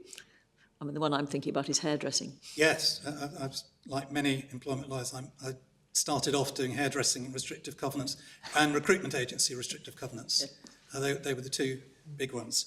So my lady is right. So it's not just the rich and the powerful who are affected by wanting, if the relationship is to end, to get it over with.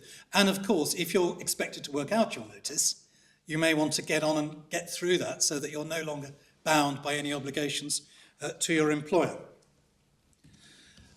So there we submit are all the positive reasons why policy supports an implied term that I invite the court to adopt. Yes, there is a price, because there will be cases where people are absent and may not find out for a while that they have been given notice. Won't be very many in this day and age with electronic communications. Not many people don't take their mobile phones on holiday anymore, sadly. But nonetheless, we say that weighing in the balance, the pros and the cons of the policy considerations, the balance comes down in favour of the implied term that we invite you to adopt. And my learned friends say, well, the simple answer to this is the employer can put in an express term. Employer gets to write the contract, what's the problem? Well, the two answers, if I may submit to that. The first is, that again assumes employers are big businesses with lawyers behind them and who carefully review the law reports. It's not like that. Very many employers are small businesses that don't really understand the nuances of the law of contracts. So there's always going to be a need for an implied term. And secondly, as things currently stand, there are countless millions, one assumes, of employment contracts currently in place, which do not specify exactly when notice takes place.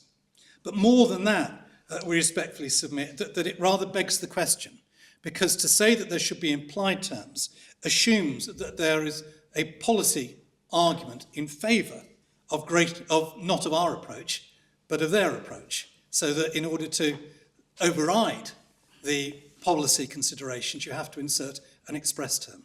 But if we're right that the policy considerations are in favour of the implied term that we rely upon, then there's no need to resort to express terms. My lords, my ladies, in terms of time, I'm going to deal with this briefly. It's dealt with in our case. We say that the implied term that we invite you to adopt is broadly consistent with, if anything, it's more favourable to the recipient than, the terms that are implied by statute in various fields. There are rebuttable presumptions that if a notice has to be served for various statutory purposes, it can be served, or it will be deemed to be served, unless the contrary is proved within a day or two of sending. The leading provision is Section 7 of the Interpretation Act. That's in tab 57, memory stick 1532. As I say, I fear I just don't have time to take you through these or to show you them, but they're all in the bundle. And that replaced a provision in an 1870s version of the Interpretation Act to like effect. Similarly and famously, in the Law of Property Act, Section 196, tab 58, memory stick 1533, provides a presumption that documents in relation to the law of property are served, but to be rebutted by proof that the document was not delivered. And it's that the document was not delivered, not that the recipient didn't see the document. There are also provisions in other statutes which have very serious consequences, and where notice has very serious consequences, when nonetheless there is deemed service. Misuse of Drugs Act, MS 1534, tab 59. Contaminated water under the Public Health Act, 1875, section 267. That's tab 61, MS 1545. There is a running fine that applies to somebody who's contaminated somebody else's water from the moment when notice is served, and yet notice is deemed to be served. And under the Companies Act, section 1147, subsection 2, that's in MS 1277 at tab 54, again, documents and information sent by a company by post are deemed to have been received by the intended recipient 48 hours after they've been posted. That's an irrebuttable presumption, not a rebuttable presumption. So all of these, of course, are not directly on point. The reason I mention them is that in my respectful submission, it shows that when Parliament has thought about the Balancing Act, they have come down in favour of the benefits of certainty over any countervailing considerations. And again, under the CPR, under the Civil Procedure Rules, it's at CPR 6.26, deemed service for any document is, for first-class post, the second day after it was posted, left with delivered to or collected by the relevant service provider, provided that day is a business day, or if not, the next business day after that day. Well, I'm glad the CPR are more realistic. In any event, and of course, my lady, our case doesn't stand or fall on whether it's 1 day or 2 days. It doesn't at all. It doesn't at all. Post. And so I don't wish to push that point. But all of these comparisons in my submission are relevant to the extent that they show that when Parliament has considered public policy issues, we say it's taken the view that the benefits of reasonable certainty, not necessarily 100% certainty, but reasonable certainty resulting from the delivery rule outweigh the fact that this will mean that occasionally, but rarely, service will take place before the recipient actually becomes aware of the notice.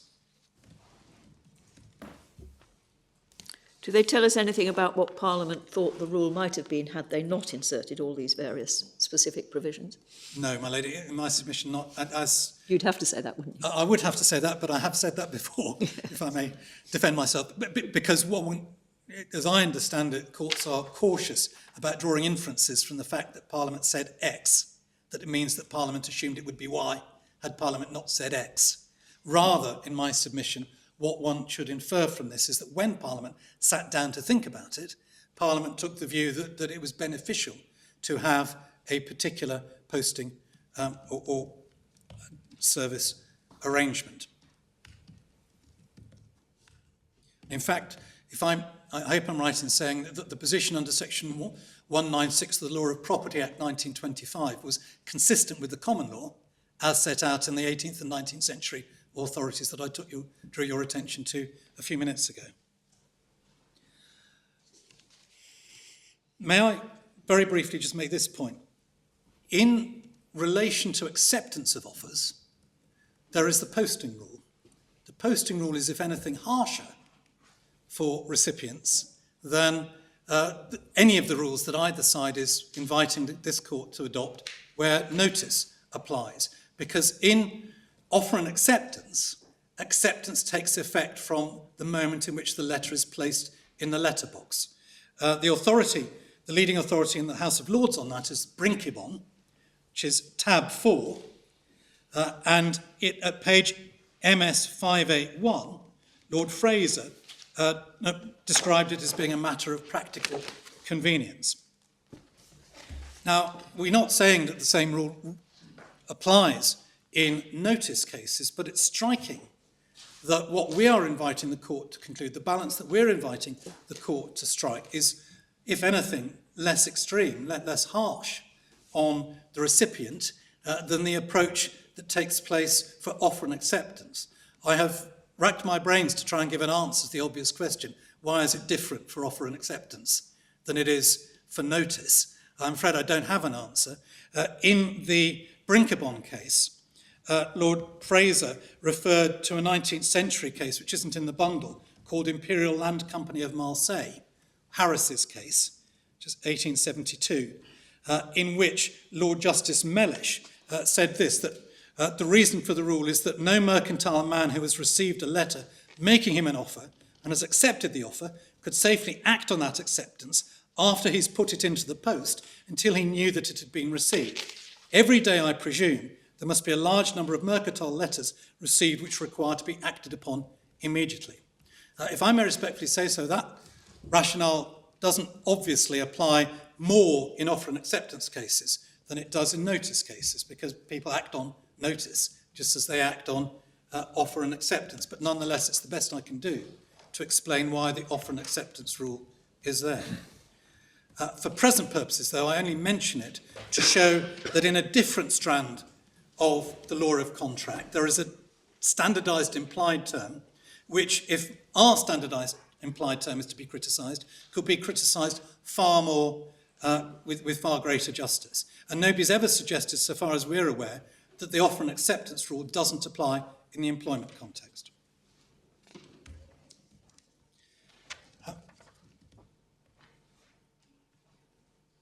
Just, I hope for the court's interest, emails.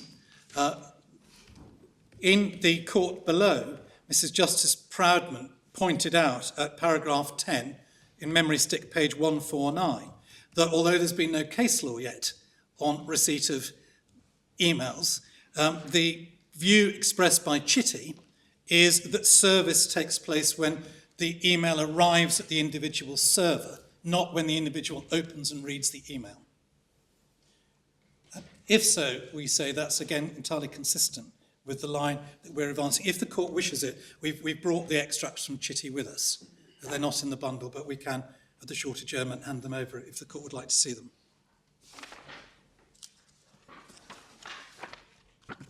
We've got something. Oh, this is about agency. Yes, that's my learned friend's document, yes.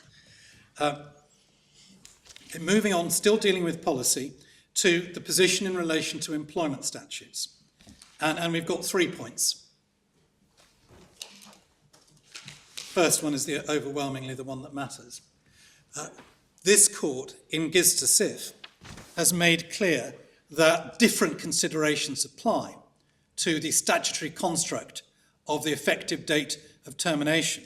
And if it's not lèse-majesté to put it this way, the Supreme Court was relaxed about the possibility that that might lead to a mismatch between the rules of termination of contracts at common law with the rules of termination of contracts as a matter of statute law. Could you just help me with this, Mr. Kavanagh?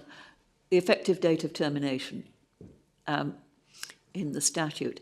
Is its only relevance the limitation period for bringing Or does it have other relevance as well? It has a few other relevances. It's also relevant to whether you have 2 years' service in order to bring a claim. But most significantly, perhaps for present purposes, it's relevant in interim relief cases, which were referred to in Gisder's Cuff itself. Those are cases where if you're dismissed for certain reasons, like trade union activities, you can go to a tribunal urgently to get an order reinstating you pending your unfair dismissal claim. And in interim relief cases, you can only bring a claim within 7 days of the effective date of your termination. So that in a way is a time limit, but a very tight time limit. But no, it does go slightly further, but not very much further than time limits. So is length of service the only other purpose for which it's relevant? No, it's also for calculation of your basic award. I have a list of provisions here. Section 119, which helps calculate your basic award by reference to your earnings. Well, if you've got a list of provisions for which it's relevant, Shall we provide I have a you with- feeling that we had one in Gisder as well.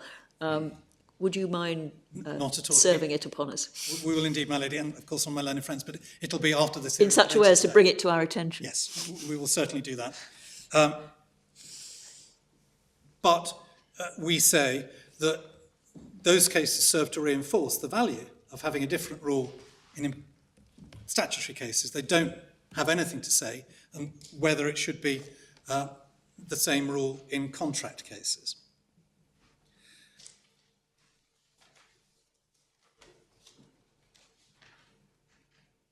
The next point, I've said 3 points, it really, I think, collapses in, well, the second point is this, that I will show you that there is a provision in the Employment Rights Act itself which adopts the service assumptions from Section 7 of the Interpretation Act, and therefore for certain purposes which are to do with redundancy, notice being served by an employer in redundancy context, that notice is deemed to be served in this because Section 7 is incorporated.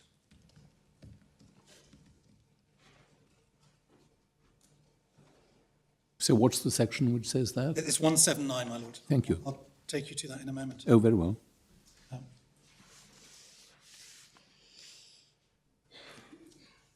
But more than that, there are other provisions in the Employment Rights Act itself which are incompatible with the law of contract.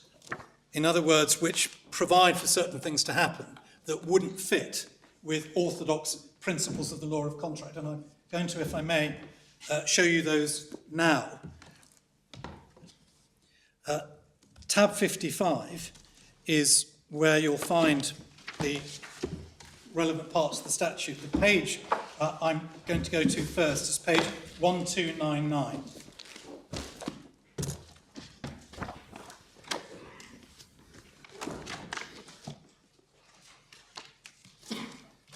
This is section 97 itself.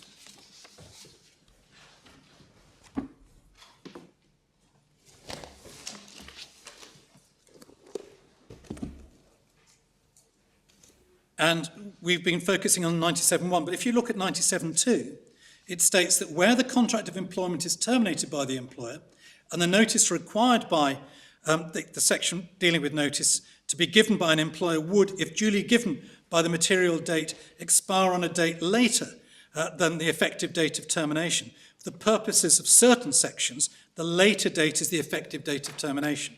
So unpicking that, what it's saying is that even if an employee is summarily dismissed with immediate effect, nonetheless, the effective date of termination is deemed to be the date when notice would have expired for the purposes of 3 provisions. In fact, one of them has been repealed. Section 108 concerns the 2-year qualifying period that you need to have in order to bring an unfair dismissal claim.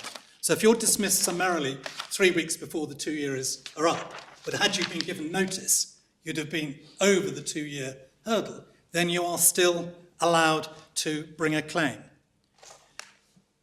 And section 119 deals with the quantification of the basic award, which is one of the elements of quantification of calculation. Section 2273 has been repealed.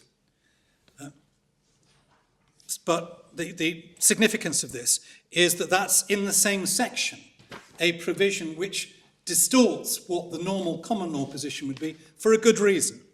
But there's a second example at page 1296.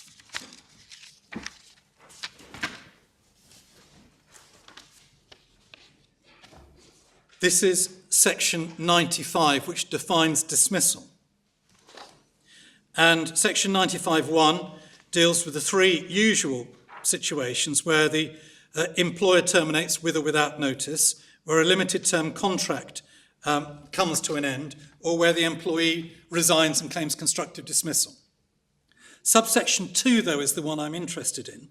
An employee shall be taken to be dismissed for the purposes of this part if the employer gives notice to the employee to terminate his contract, and at a time within the period of that notice, the employee gives notice to the employer to terminate the contract on an earlier date from the date on which the employer's notice is due to expire. And the reason for dismissal is to be taken to be the reason for which the employer's notice is given. So if employer gives the employee a month's notice, 2 weeks in, the employee says, you can stick your job, I'm not prepared to stay any longer, or I've got another job, I'm walking out.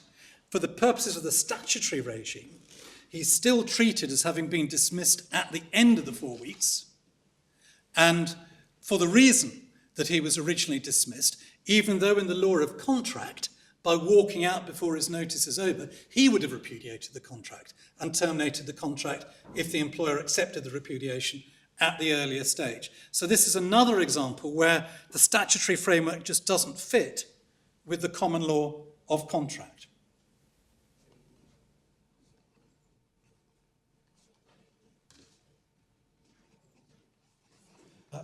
My lady, I see I'm nearly at the end of my 2 hours. May I trespass on the basis that I will give up in reply the time that I use up, just so that I can finish my main submissions? You may. Coherently. Well, as long as you don't take very long. No, I won't. I said that there's another provision in this statute which adopts a deemed service approach, and that's section 179 at page 1485.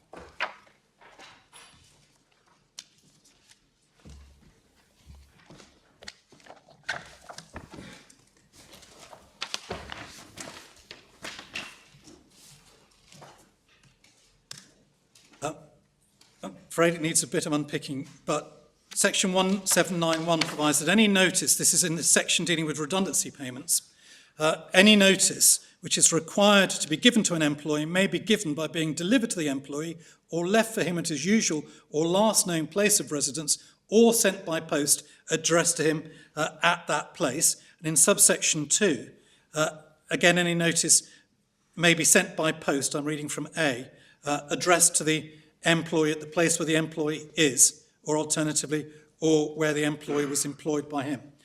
And that's all that is said. There is a separate provision at subsection 4 which deals with hand delivery of documents. But otherwise, all that is said is that the notice can be served by being sent by post, addressed to the individual at their place of residence.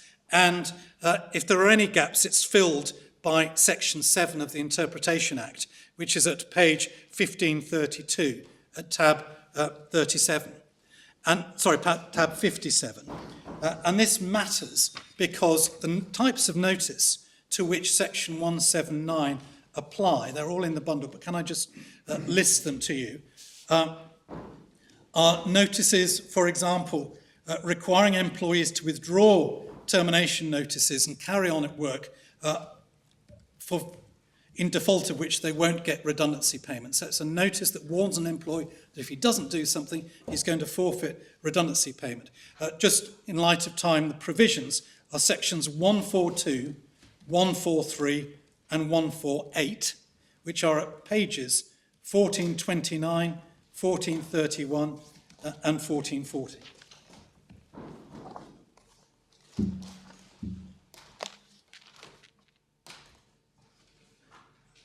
Two last points on policy, and then I'm on to a very short submission on agency.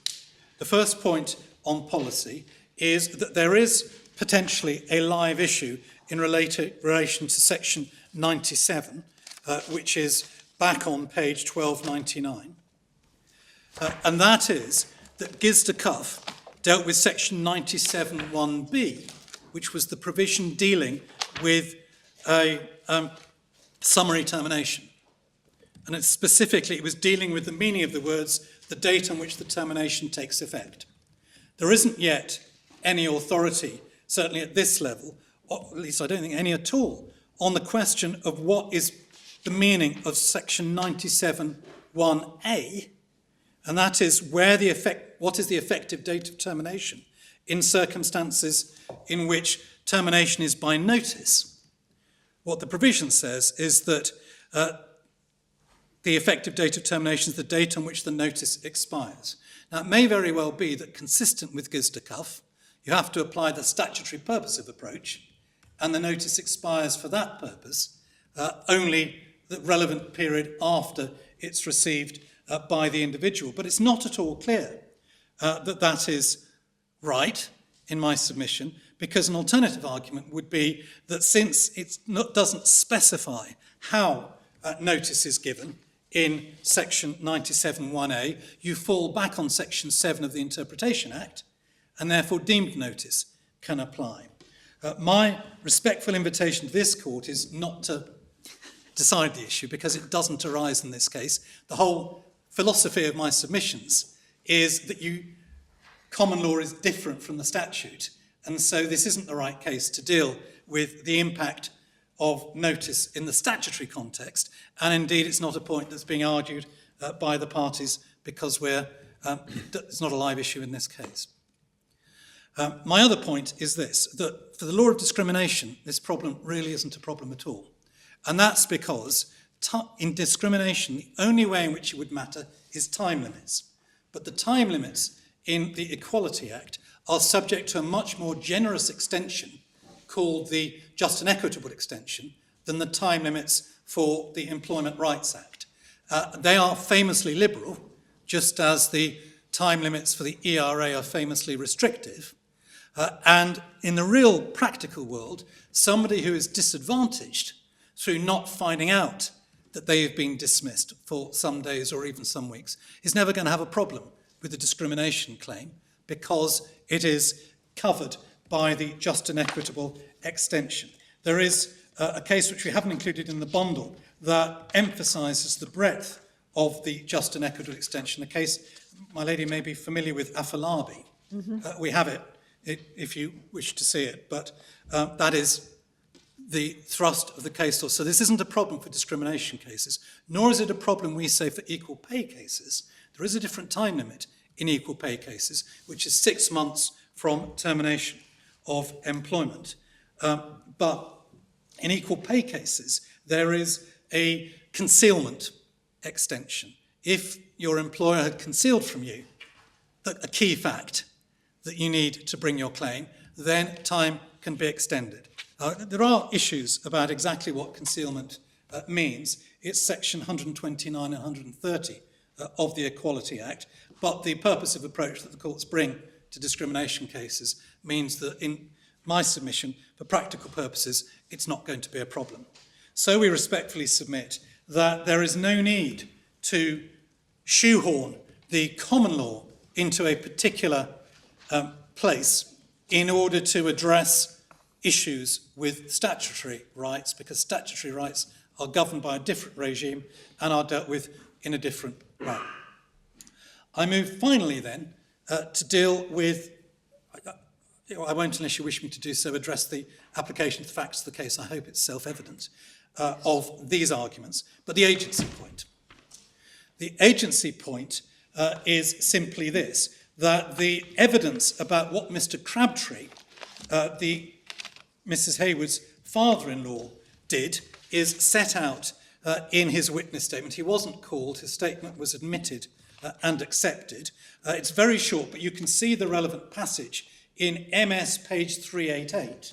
In Appendix 2, if you have the hard copy, it's at page 260. We ought to just have a look at it.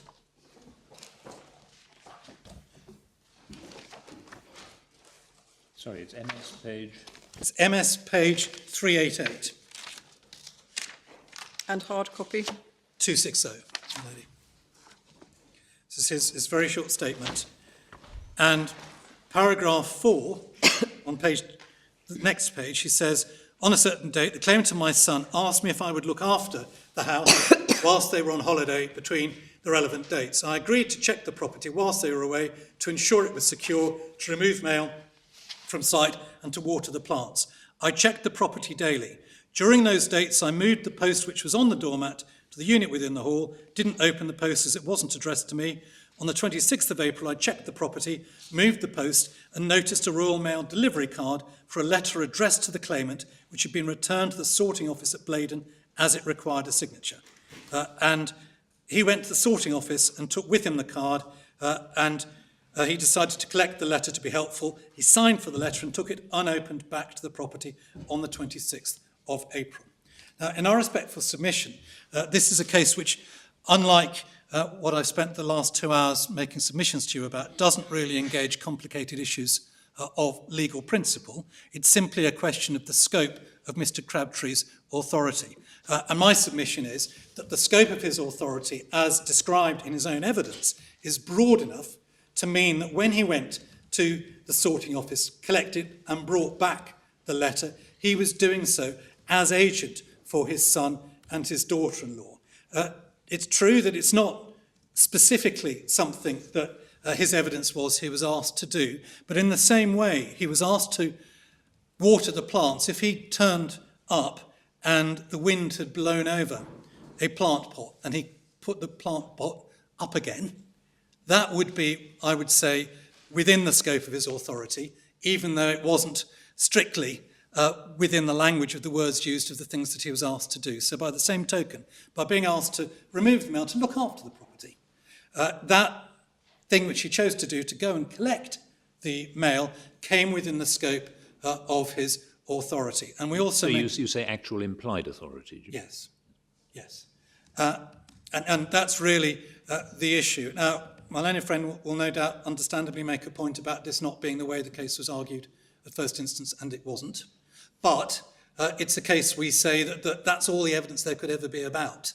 And so Mrs. Haywood's not been disadvantaged by the matter coming to light as an issue only at the Court of Appeal. But we don't try and gild it. The point wasn't pushed, wasn't advanced at first instance.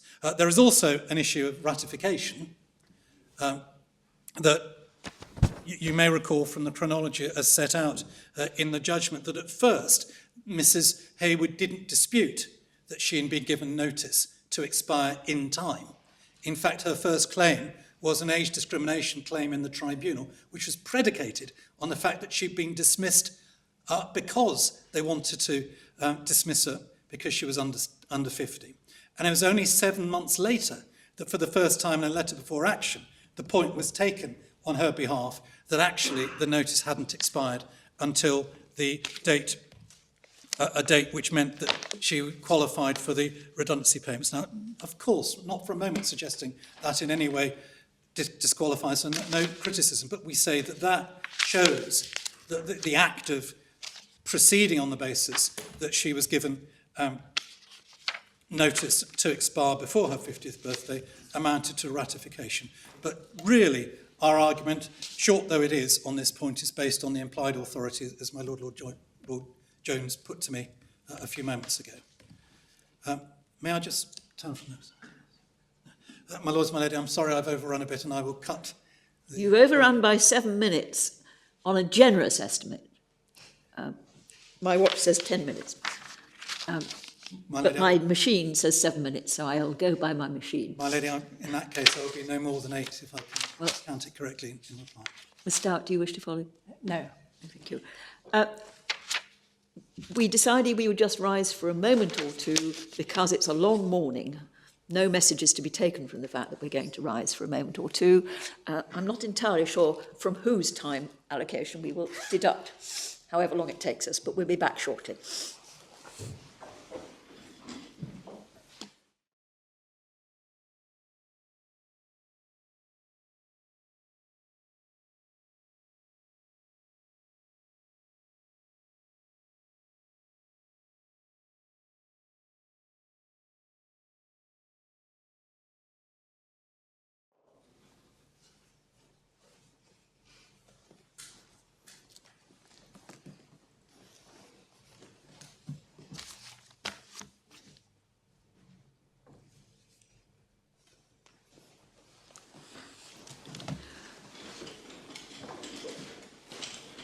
Mr. Glynn, we'll sit until 1:05 to make up for the break. I'm grateful, my lady. My lady, I have three main submissions and then a final shorter submission. The first submission is that Mr. Brown and I respectfully ask you to endorse the proposition that the contract of employment requires communication of termination upon the other party.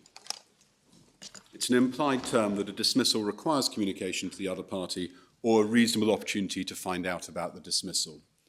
We say it's necessary, and we also say, on the alternative implied basis, it's a necessary incident of the contract of employment. Secondly, our submission is that term is supported by reasonableness, fairness, and the balancing of competing policy considerations, the Lord Justice Dyson analysis. Thirdly, and alternatively, we say the same outcome as we contend should be arrived at by way of the implied term is arrived at by endorsing Lady Justice Arden's correct interpretation of that the common law presumption requires that a duly posted letter is received by an employee, and receipt means accept delivery of it, in Lady Justice Arden's formulation, or perhaps in my less formal formulation, comes into the hands of. And finally, we make our submissions briefly on agency, and it should be said on agency that not only was agency not argued at first instance before His Honour Judge Ryside QC, but it wasn't argued before the Court of Appeal. And the first time that Mrs. Haywood saw agency was in the judgment of the Court of Appeal in Lord Justice Lewinson's judgment at paragraph 84, and Lady Justice Arden disagreeing with his conclusions on agency, but Mrs. Justice Proudman didn't address that. Lady, before I turn to my submissions, may I just ask, please, you to turn up Appendix 2, and all page numbers I'm going to give, if I can assume that there'll be MS, is MS 454 in Appendix 2. But if, like me, the court has an Appendix 2 which isn't paginated save on hard copy, it's page 326. But otherwise, save with dealing with Appendix 2, I'm going to always refer to the MS numbers.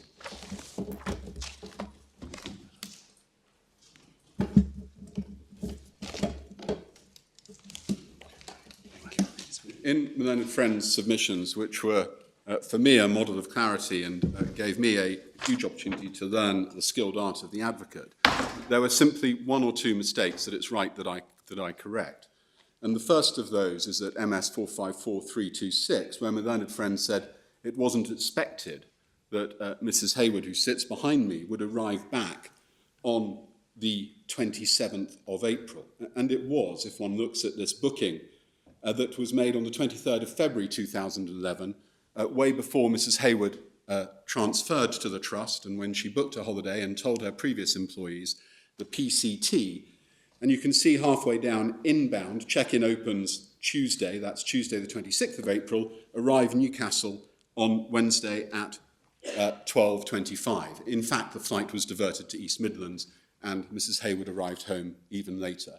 This isn't a windfall, this is an employee going away on holiday, as she is entitled to do, and as the trust is obliged to give her her leave. If I may then return to my first submission, and that's the implied term. Merlin Jr., Mr. Brown, tried to find a form of words where you could make a submission with diffident deference, where two members of the court were in the case of Guise, my Lord Wilson and my Lady, the President of the Supreme Court. And I plan to be extremely brief in my submissions on Guise and what we say the President of the Supreme Court may have been enumerating. It is not for me to recast what this court and two of the justices of it said. However, we propose and we put forward three alternative reasons or three alternative streams of cases that the Employment Appeal Tribunal has over nearly 40 years decided that communication is required to terminate a contract of employment. There's firstly the contract cases, such as Brown and Southall and Knight, and McMaster and Manchester Airport. My learned friend, in his submissions, attempts to portray these as Section 97 cases, and since the correct decision of this case, of this court in Gida Cuff, they are, of course, Section 97 cases. But before that, we say one has to look at the principles on which they were decided and the reasons they were decided. Since this court's decision in Gida Cuff, we entirely accept the common law and the statutory law have parted ways. But prior to that, we submit respectfully that wasn't the case. Secondly, there's a group of repudiation cases, Edwards and Surrey, George and Luton Borough Council, where it's clear that in order to accept a repudiation of the employer's conduct, the employee has to communicate acceptance. And here it should be said that it would be strange, would it not, that where an employer behaves manifestly badly or unfairly, entitling the employee to resign and treat the contract as terminated, that in that case the law should require of her communication with the employer, but it should not do so where the employer seeks to dismiss under the contract the employee. If there's any doubt remaining by those two streams of cases, we go to our third stream, and those are what we call pure dismissal cases. And they're represented by Hindle, Gears and McGinty and Sandal and Adecco. And we say it is clear, beyond doubt with respect, by the time one gets to that stream of cases, that it has been the law in the employment field that communication of dismissal is required. So firstly, if I can turn to my diffident submission based on Gida, based on Gaze at tab 13. And my learned friend took the court through the appropriate paragraph at 698, tab 13 at 698. And I don't seek to read it again. What we do submit is that, starting at paragraph 57, we say with respect that we see two matters are being enumerated here. Firstly, the necessity of a clear and ambiguous notice. But we advance with diffident deference, given the constituency of this court, that the President of the Supreme Court was also saying that employer, if one looks 7 lines down, employer and employee need to know where they stand. That's both of them. Both need to know the exact date. Money may depend on it, but more importantly, there may be rights such as life and permanent health insurance. And on a termination of an employment contract, it's clear who loses the life and permanent health insurance, and in the next paragraph, who loses the private health insurance. And in the final line, who will become eligible for state benefits. In each and every case, it's the employee who has to make the effort to make himself or herself eligible for state benefits. It's the employee who has to replace their insurances. It's the employee who should, we say, with respect, be communicated with. And if one looks at paragraph 58, we say that the words used there are indicative of the need to communicate. That is, not only receive his payment in lieu, but receive notification from the employer in clear and unambiguous terms. Lady, I don't seek to advance my submission beyond that, given this court. I simply say that the judge was entitled to take those words as meaning that communication was required, and he was right to do so, as was Mrs. Justice Proudman, because of the long line of Employment Appeal Tribunal authority.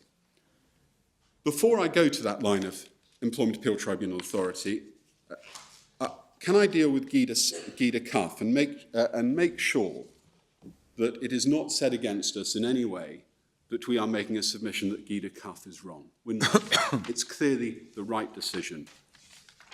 But what we are saying, and typically Lord Justice Mummery enumerates the principle best for us, what we are saying at Divider 15, 740, paragraph 4,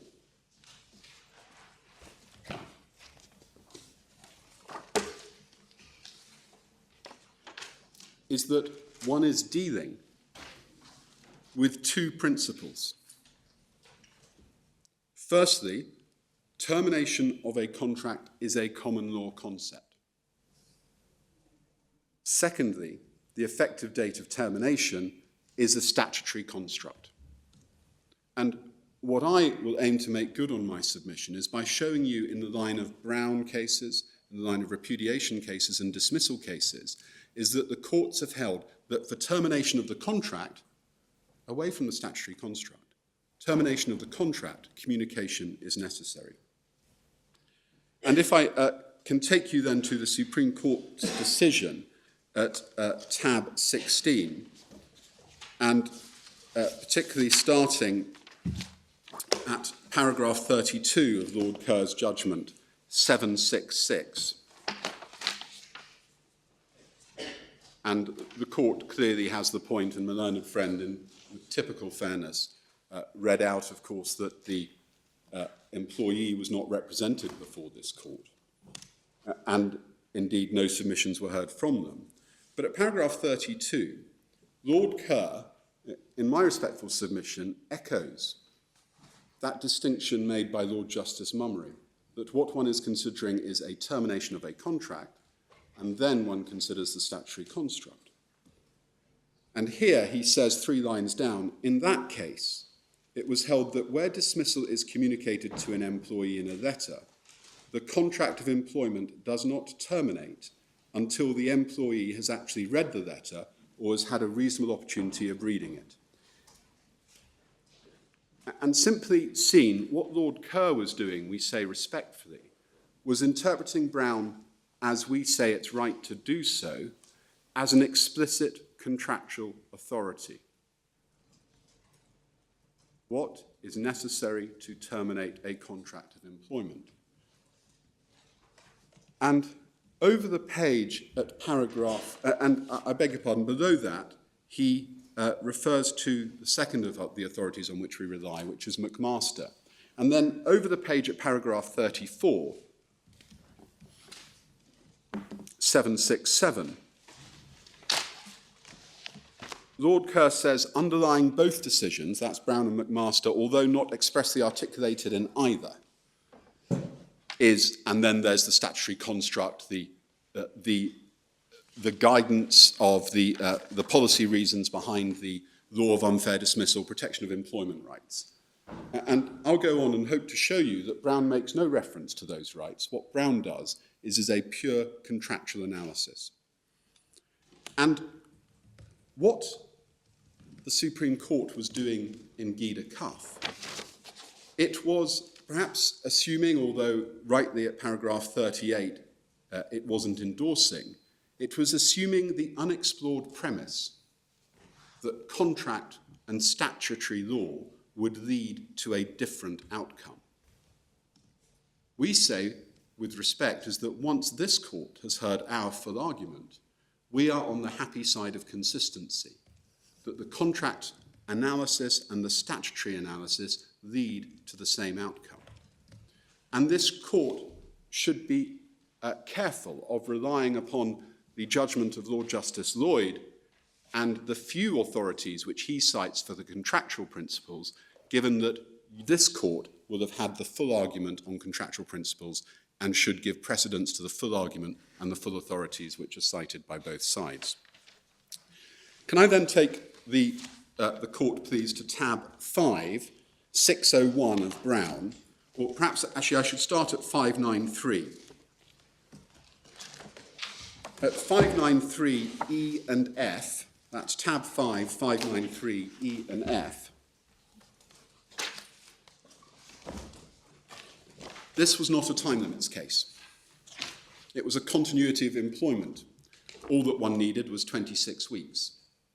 So the Gida Cuff expression of time limits, that is, one needed time to apply, didn't apply in this case. But if one goes forward to 602, one can see what we say is the contractual analysis of Mr. Justice Slinity then was. Just under little a, it seems to us it's not enough to establish that the employer has decided to dismiss a man or indeed has posted a letter saying so. That does not itself, in our view, terminate the contract. Again, back to Lord Justice Mummery's. Lord Justice Mummery's point, we're dealing with 2 points, termination of contract and then how we apply that to the statutory construct of Section 97. Nor, in our view, is it right in looking at the matters as the Industrial Tribunal did in considering the reasonable steps taken by the employer to look solely at what the employer does and to ask whether that constitutes the taking of reasonable steps. In our judgment, the employer who sends a letter terminating a man's employment summarily must show that the employee has actually read the letter or at any rate had a reasonable opportunity of reading it. That's in order to effect contractually the termination of the contract of employment. So this is a summary dismissal case. Yes. And you will be referring to other summary dismissal cases. My lord, yes. When the law might not unreasonably say in that sort of case, the man does have to know that he no longer has a job. So communication in that situation might be, or is this a bad point, might be more requisite than in a notice case where the employee is still employed until the expiry of the notice. Well, my lord, I'll go on and make the submissions that there may be examples of very short notice, for instance, where if one was to hold, but I'll make that point later. But yes. In short, what we say is that Brown is of a wider importance. It's what's necessary to terminate the contract. It's not simply what's necessary to terminate the contract on a summary level. It's what is to terminate the contract. And it isn't the taking of a decision. It isn't the sending of a letter. It's the communication. And whether or not it's summary or on notice, that's what one needs to terminate the contract of employment. And we'll go on and dealing with the summary dismissal cases, and the last case of Sunderland and Adecco may also, we say, shine more light on that, if I can deal with that in the order of submissions. And one has a look then, if one then goes down to 602E to F, it is contended before us that the effective date of termination, and here the employer was arguing that the effective date of termination was the date of the letter sent, not even the date it arrived, is not dependent upon receipt, although dismissal is dependent upon communication at some stage. And what we say there, again, is endorsing our submission that one needs communication of dismissal in order to effect that. And what we say is that, in short, not to repeat the point, is that the analysis of what is required for termination of a contract is a contractual one. And what Brown does on that analysis is require communication. Whether the effective date of termination has different reasons as to why, when looking at the statutory construct, that should be so, is not, we say in our respectful submission, relevant in this case, because the contractual analysis of what is required for a termination of contract survives, and it's an implied term. And we say if we go on to the second of these cases, and it's to be found in Volume 2, tab 28, 917. I'm sorry, Tab 28, 917.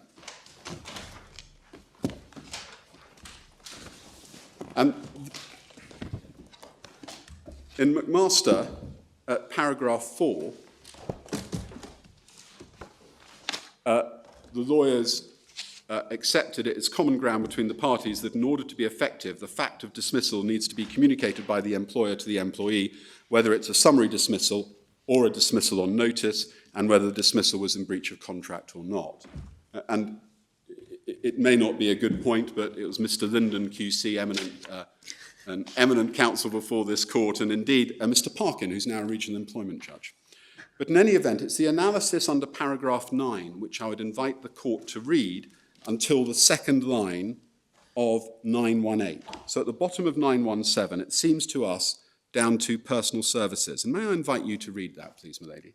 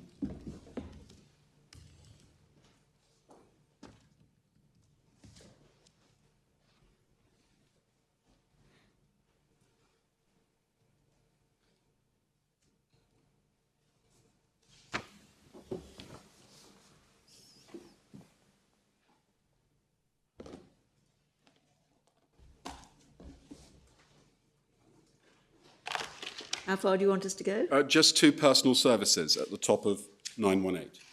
The second line of 918. Oh, I got much further than that.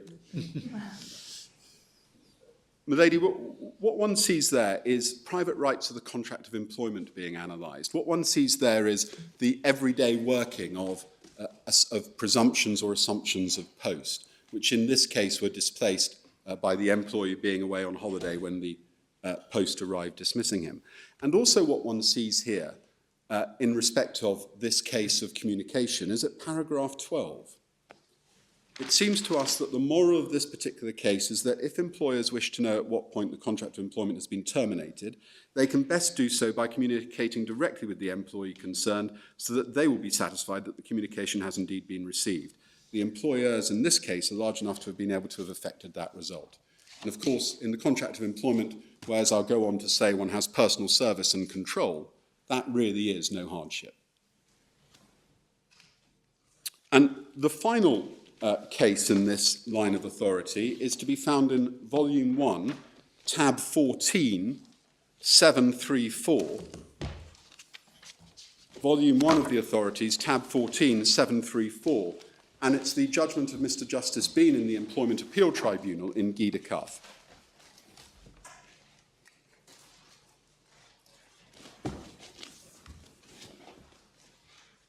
And he endorses at 734 paragraphs 10 and 11, he endorses the paragraphs which I've either read out to you or invited you to read in both Brown and Southall. And he concludes at paragraph 20, if employers wish to achieve some, over the page at 736, if employers wish to achieve some measure of certainty, their means of doing so is surely to include in contracts of employment of their staff a provision which states that the contract may be terminated by the employer, sending a letter of dismissal by first-class post to the employee's home address, as specified in the contract. And that is, of course, consistent with our submission that this is an implied term, and any implied term can, of course, be overruled by an express term, as Mr. Justice Bean says. And, Milady, can I also, although not directly relevant, can I also invite the court to read Mr. Justice Bean's comments at paragraph 17, as in not directly relevant to this submission, but it will be later, and it will be useful for the court at this stage if it could have in mind paragraph 17.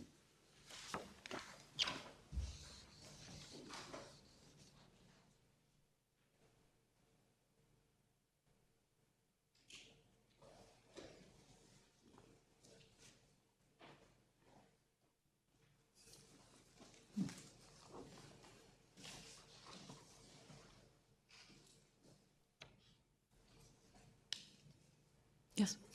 I then want to move on to the second stream of cases that support our contention. These are repudiation cases, the constructive dismissal cases as in employment law. And if I may, and forgive me, it's perhaps more of an indulgence for myself than anyone else, is if I can take you to volume 3, tab 47, 1190, Lord Steen's summary of the law in respect of acceptance of breach by an aggrieved party. So it's volume 3,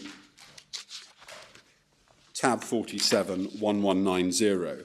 And at the bottom, H, Lord Steen says, and again, where a party has repudiated a contract, the aggrieved party has an election to accept or to affirm. An act of acceptance of repudiation requires no particular form. A communication does not have to be couched in the language of acceptance. It is sufficient that the communication of conduct clearly and unequivocally conveys to the repudiating party that the aggrieved party is treating the contract at an end. And then it's rightly conceded by counsel for the buyers that the aggrieved party need not personally or by an agent notify the repudiating party of his election to treat the contract as at an end. It's sufficient the fact of the election comes to the repudiating party's attention. And then if I can ask you please to turn up volume 1, tab 7, 624.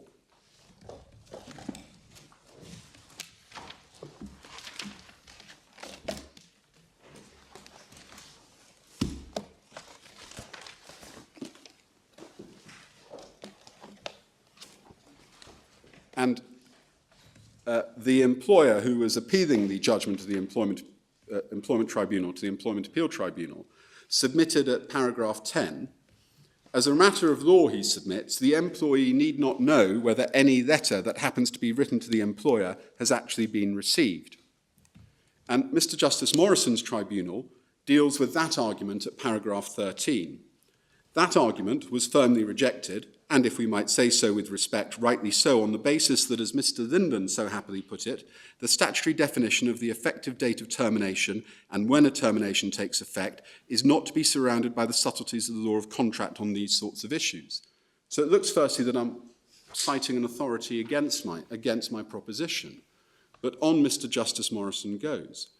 But it does not follow that because the doctrine of repudiation and acceptance may not fit in easily with the termination of an employment relationship, a communication of a termination is not a prerequisite to the termination of a contract of employment.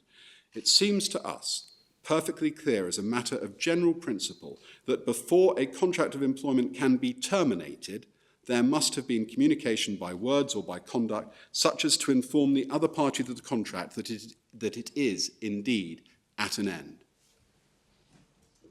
And again, communication in this contract of employment. And one can see that approach reflected also in George at tab 12, 668. So tab 12, 668.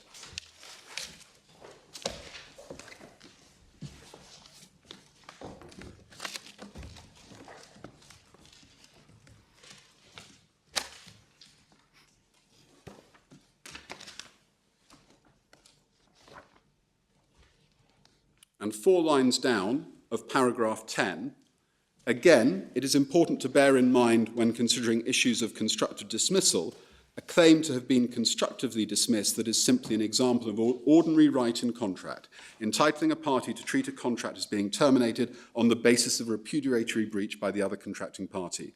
The right to treat the contract as so terminated is something that must, of course, be communicated to the other party. And over the page in the middle of paragraph 14 at 671, this is a case, and I'll go on and show you that in fact where my learned friend argues for common law presumptions, he's actually talking about he's making submissions based on a case that is determined on a notice received by a business during business hours, which is a different proposition. And here in the middle of paragraph 14, it seems to us that receipt of the letter by the council, as evidenced by the fact it was opened and date stamped on 1st of August, is a sufficient communication to the council.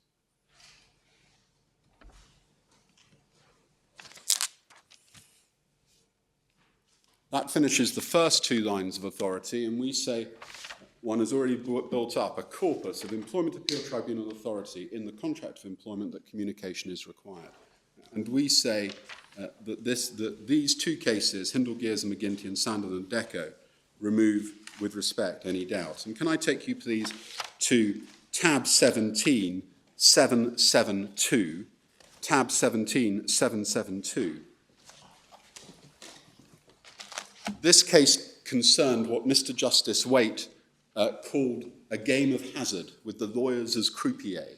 And what it concerned was the fact that striking employees were dismissed when on strike, and the court would not have jurisdiction to entertain their unfair dismissal cases unless they could show there was selective dismissal. That is, others also on strike were also dismissed. And if they could show that, then they had the trumps, as Mr. Justice Waite said, and could access the law of unfair dismissal. If they could not show that other people also on strike were dismissed, then there was no jurisdiction to entertain unfair dismissal. And one can see the footnote at the bottom of 772 is concerned with section 62 of the Employment Protection Consolidation Act, subsection 2A, and the question was, if you can see A, that one or more relevant employees of the same employer have not been dismissed. So the question was one of dismissal. Had these other employees been dismissed or not? And one goes forward to the facts at 775. Letters dispatched at the bottom by letter G on 775 The letter was dispatched under a first-class stamp before the last collection on the 13th of April, with the result in the ordinary course of post it would be due to reach the homes of the strikers during the morning of the 14th of April. Mrs. Palmer and Mr. Doyle decided to end their strike action. Mrs. Palmer clocked in at 7:02 a.m., Mr. Doyle at 7:26 a.m. They assured their employer, that they hadn't been dismissed. And over the page, at 777, the Employment Appeal Tribunal was dealing with a contention, dealing with a finding that the decision taken by the employers on the 13th of April to dispatch the dismissal letters amounted to a dismissal. And they approached that at 777 little d. Finding one appeared to us from the outset to be a startling conclusion. How could an act as far-reaching as dismissal have been affected by an uncommunicated decision taken in the privacy of the employer's own boardroom? Such a proposition seemed to fly in the face of common sense and to fly also in the face of authority. For in Brown and Southall and Knight, this appeal tribunal held that summary dismissal of an employee by letter did not take effect until the employee had read the letter or had been granted a reasonable opportunity of reading it. So far, so good. I'm simply repeating effectively my earlier submission. But it's further down between F and G that the Employment Tribunal goes on. That is very far from saying, however, that an uncommunicated decision to dismiss an employee is sufficient to effect a dismissal. Communication of the decision in terms which either bring it expressly to the attention of the employee or give him at least a reasonable opportunity of learning of it is, in our view, essential. That is made plain by the authorities from the general law cited to us. And again, Hindle, we say, repeats for the fifth time the cases that we say show that communication is required. And so I turn to the final decision in Sandal and Adecco that can be found in Volume 2, tab 37, 980. And particularly 981. Volume 2, tab 37, 980. This is a decision of Her Honour Judge E.D. QC, the senior full-time circuit judge at the Employment Appeal Tribunal. And it concerned an employee, Miss Sandal, who was assigned by her employers, Adecco, to BASF. The manager at Adecco and Miss Sandal didn't, it would appear, particularly get on. In any event, there came a time where the end user, BASF, brought an end to Miss Sandal's course of work there. But there was no further communication between Miss Sandal and her employer, the agency, Adecco. And the Employment Tribunal at paragraph 14 held there had been no direct dismissal of the claimant by the respondent. Dismissal must be communicated to the employee, and the respondent had done nothing to communicate a dismissal to the claimant. And so it turns to Her Honour Judge Eadie's judgment at paragraph 40 on 984. And paragraph 40, my lord, where she considers whether the ET erred, and five lines down, she holds, whilst we can see why an ET might look for express language before finding a dismissal under section 95(1)A, the employer's decision to terminate the contract should be unequivocal. And that says no more, milady, than yourself and Lord Wilson held in Guise. She goes on to say a couple of lines down, a dismissal may be by word or deed, and the words or deeds in question may not always be entirely unambiguous. The test will be how they would be understood by the objective observer. Further, as the case law shows, an employer's termination of a contract of employment need not take the form of a direct express communication.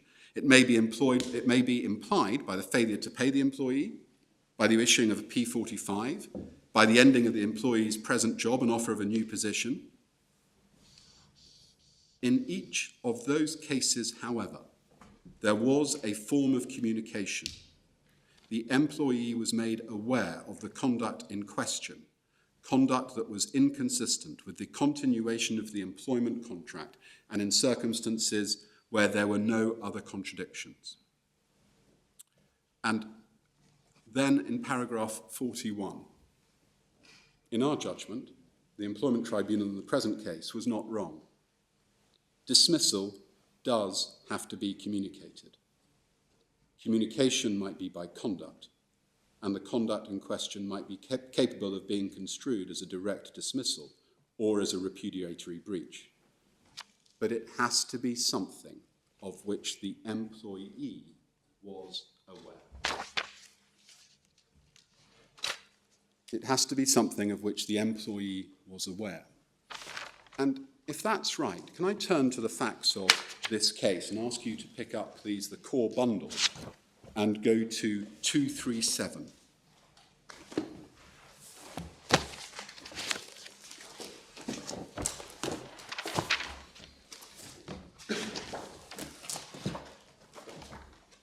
And it's part and parcel of our submission all the way through that if one wanted an example of why the policy requires communication, this is a paradigm case of the injustice that will be affected if the contract of employment should be held not.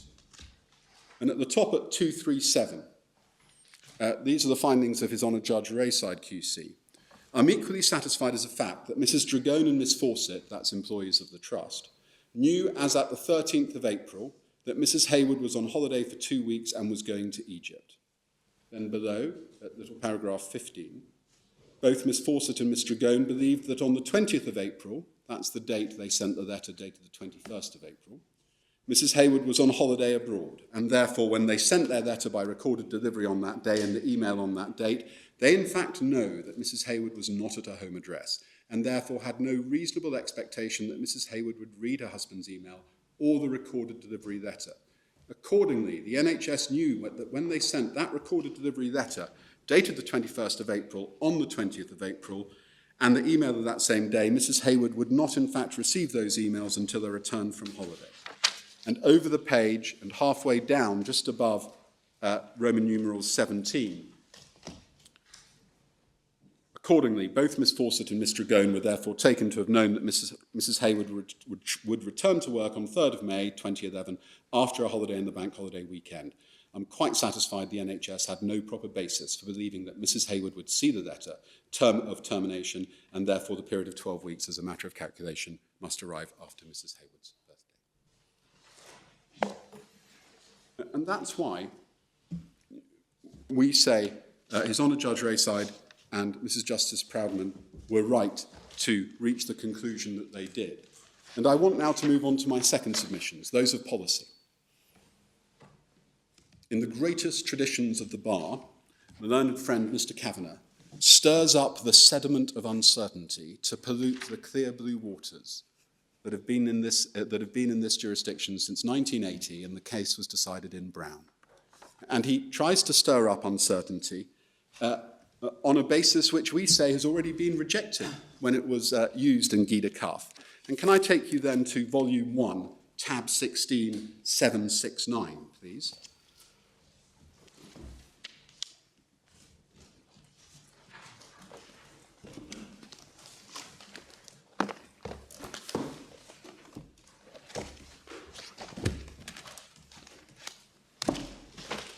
Volume 1, tab 16, 769.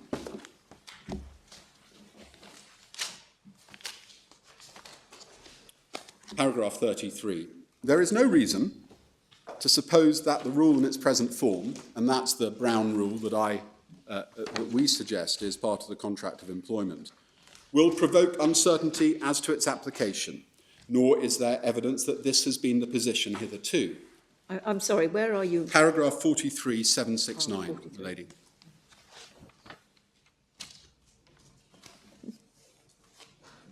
And just if I can stop there, the court says there's no evidence this has been the position hitherto. And of course, the Brown line of authorities has been the authority in the employment tribunals for tens of thousands, I hesitate to add, without having Googled it, hundreds of thousands of cases. My learned friend's submissions on uncertainty is to make brick without straw. The evidence is Brown has survived, the rule is certain, the rule is clear. And as the court held in Gita Cuff, The inquiry as to whether an employee read a letter of dismissal within the 3 months prior to making the complaint, or as to the reasons for failing to do so, should in most cases be capable of being contained within a short compass.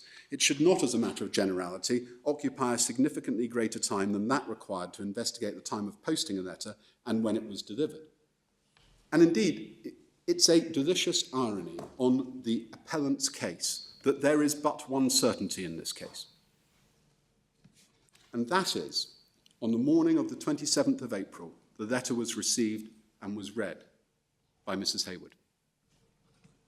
A letter dated on the 21st of April, apparently sent by first-class post, although we rely on the judge's findings that it wasn't, on the 20th of April, and sent by recorded delivery and then conveyed there later by Mr. Crabtree. And in this day of receipts, Facebook, all those types of matter, if a employee is going to say, well, I wasn't at home to read the letter, I was somewhere else, it will be a matter of short disclosure to prove otherwise. And indeed, as the Supreme Court held, following the words of McMaster in paragraph 12, which I took you to earlier, in the final sentence of paragraph 43, and of course, an employer who wishes to be certain that his employer is aware of the dismissal can resort to the prosaic expedient of informing the employee in a face-to-face interview that he or she has been dismissed.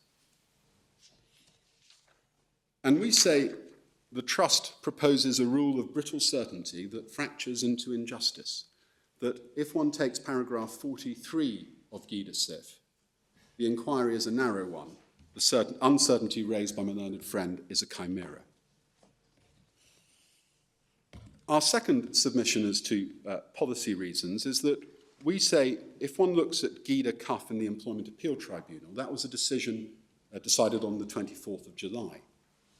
The contract which this court is concerned with was entered into in November, 24th July 2008. The contract with which this court is concerned with was entered into in November 2008, whilst the state of the law was that communication was required for dismissal. And therefore we say as a sub-point in our submissions that that term can be implied from the state of the law as at the time of the agreement. Much more significantly than that is, whilst we're on Gida Cuff at 769, can I take you back up to paragraph 42, please?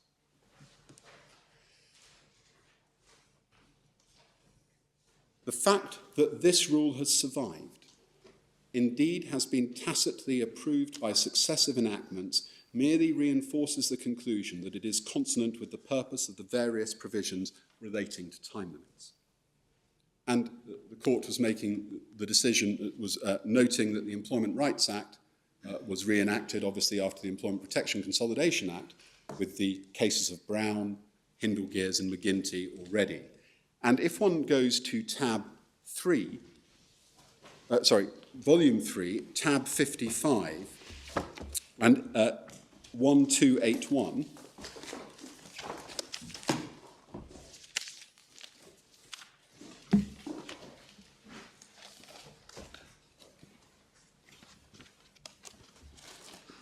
is that we are dealing with common law rights and contractual rights, but we're dealing with contractual rights that almost uniquely Parliament has provided for minimum notice of. And one can see that in section 86. Parliament provides, if one's been employed for more than a month at subsection A, 86(1)A, more than a month but less than 2 years, one has a week. And then after 2 years, one gets a week for every year, up until a maximum of 12 weeks. And subsection 2, after a month, the employee has to give a week's notice. And of course, the parties can agree, as in subsection 3, otherwise. But importantly, if one goes forward, please, to section 91, subsection 5 at 1290, that's 1290. If an employer, fails to give the notice required by section 86, the rights conferred by sections 87 to 90, those are calculation sections. And this section shall be taken into account in assessing his liability for breach of contract. And indeed, if one turns back to tab 51, page 1234.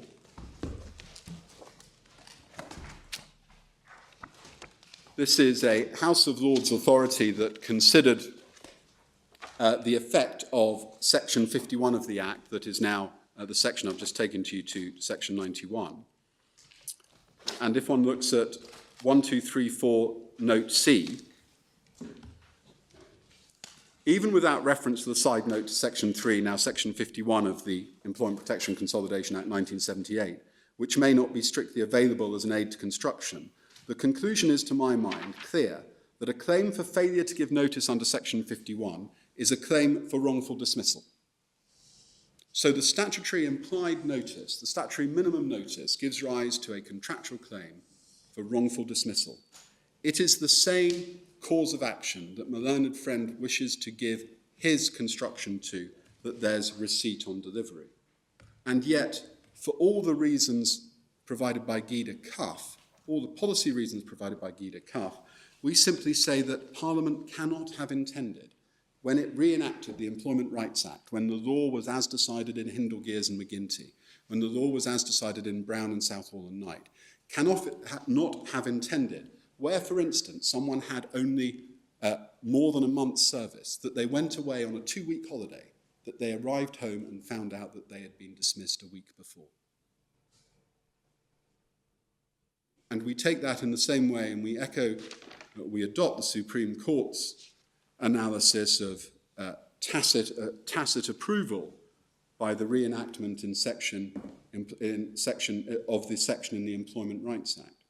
And what we say is our submission also for policy reasons should be preferred because it gives effect to what we say is the tacit intention of Parliament. That is, if they are going to give an employee a right to notice, they should have it. And further, there is statutory consistency brought in our analysis, and if I can take you, please, to tab 56, 1523, that's tab 56, 1523.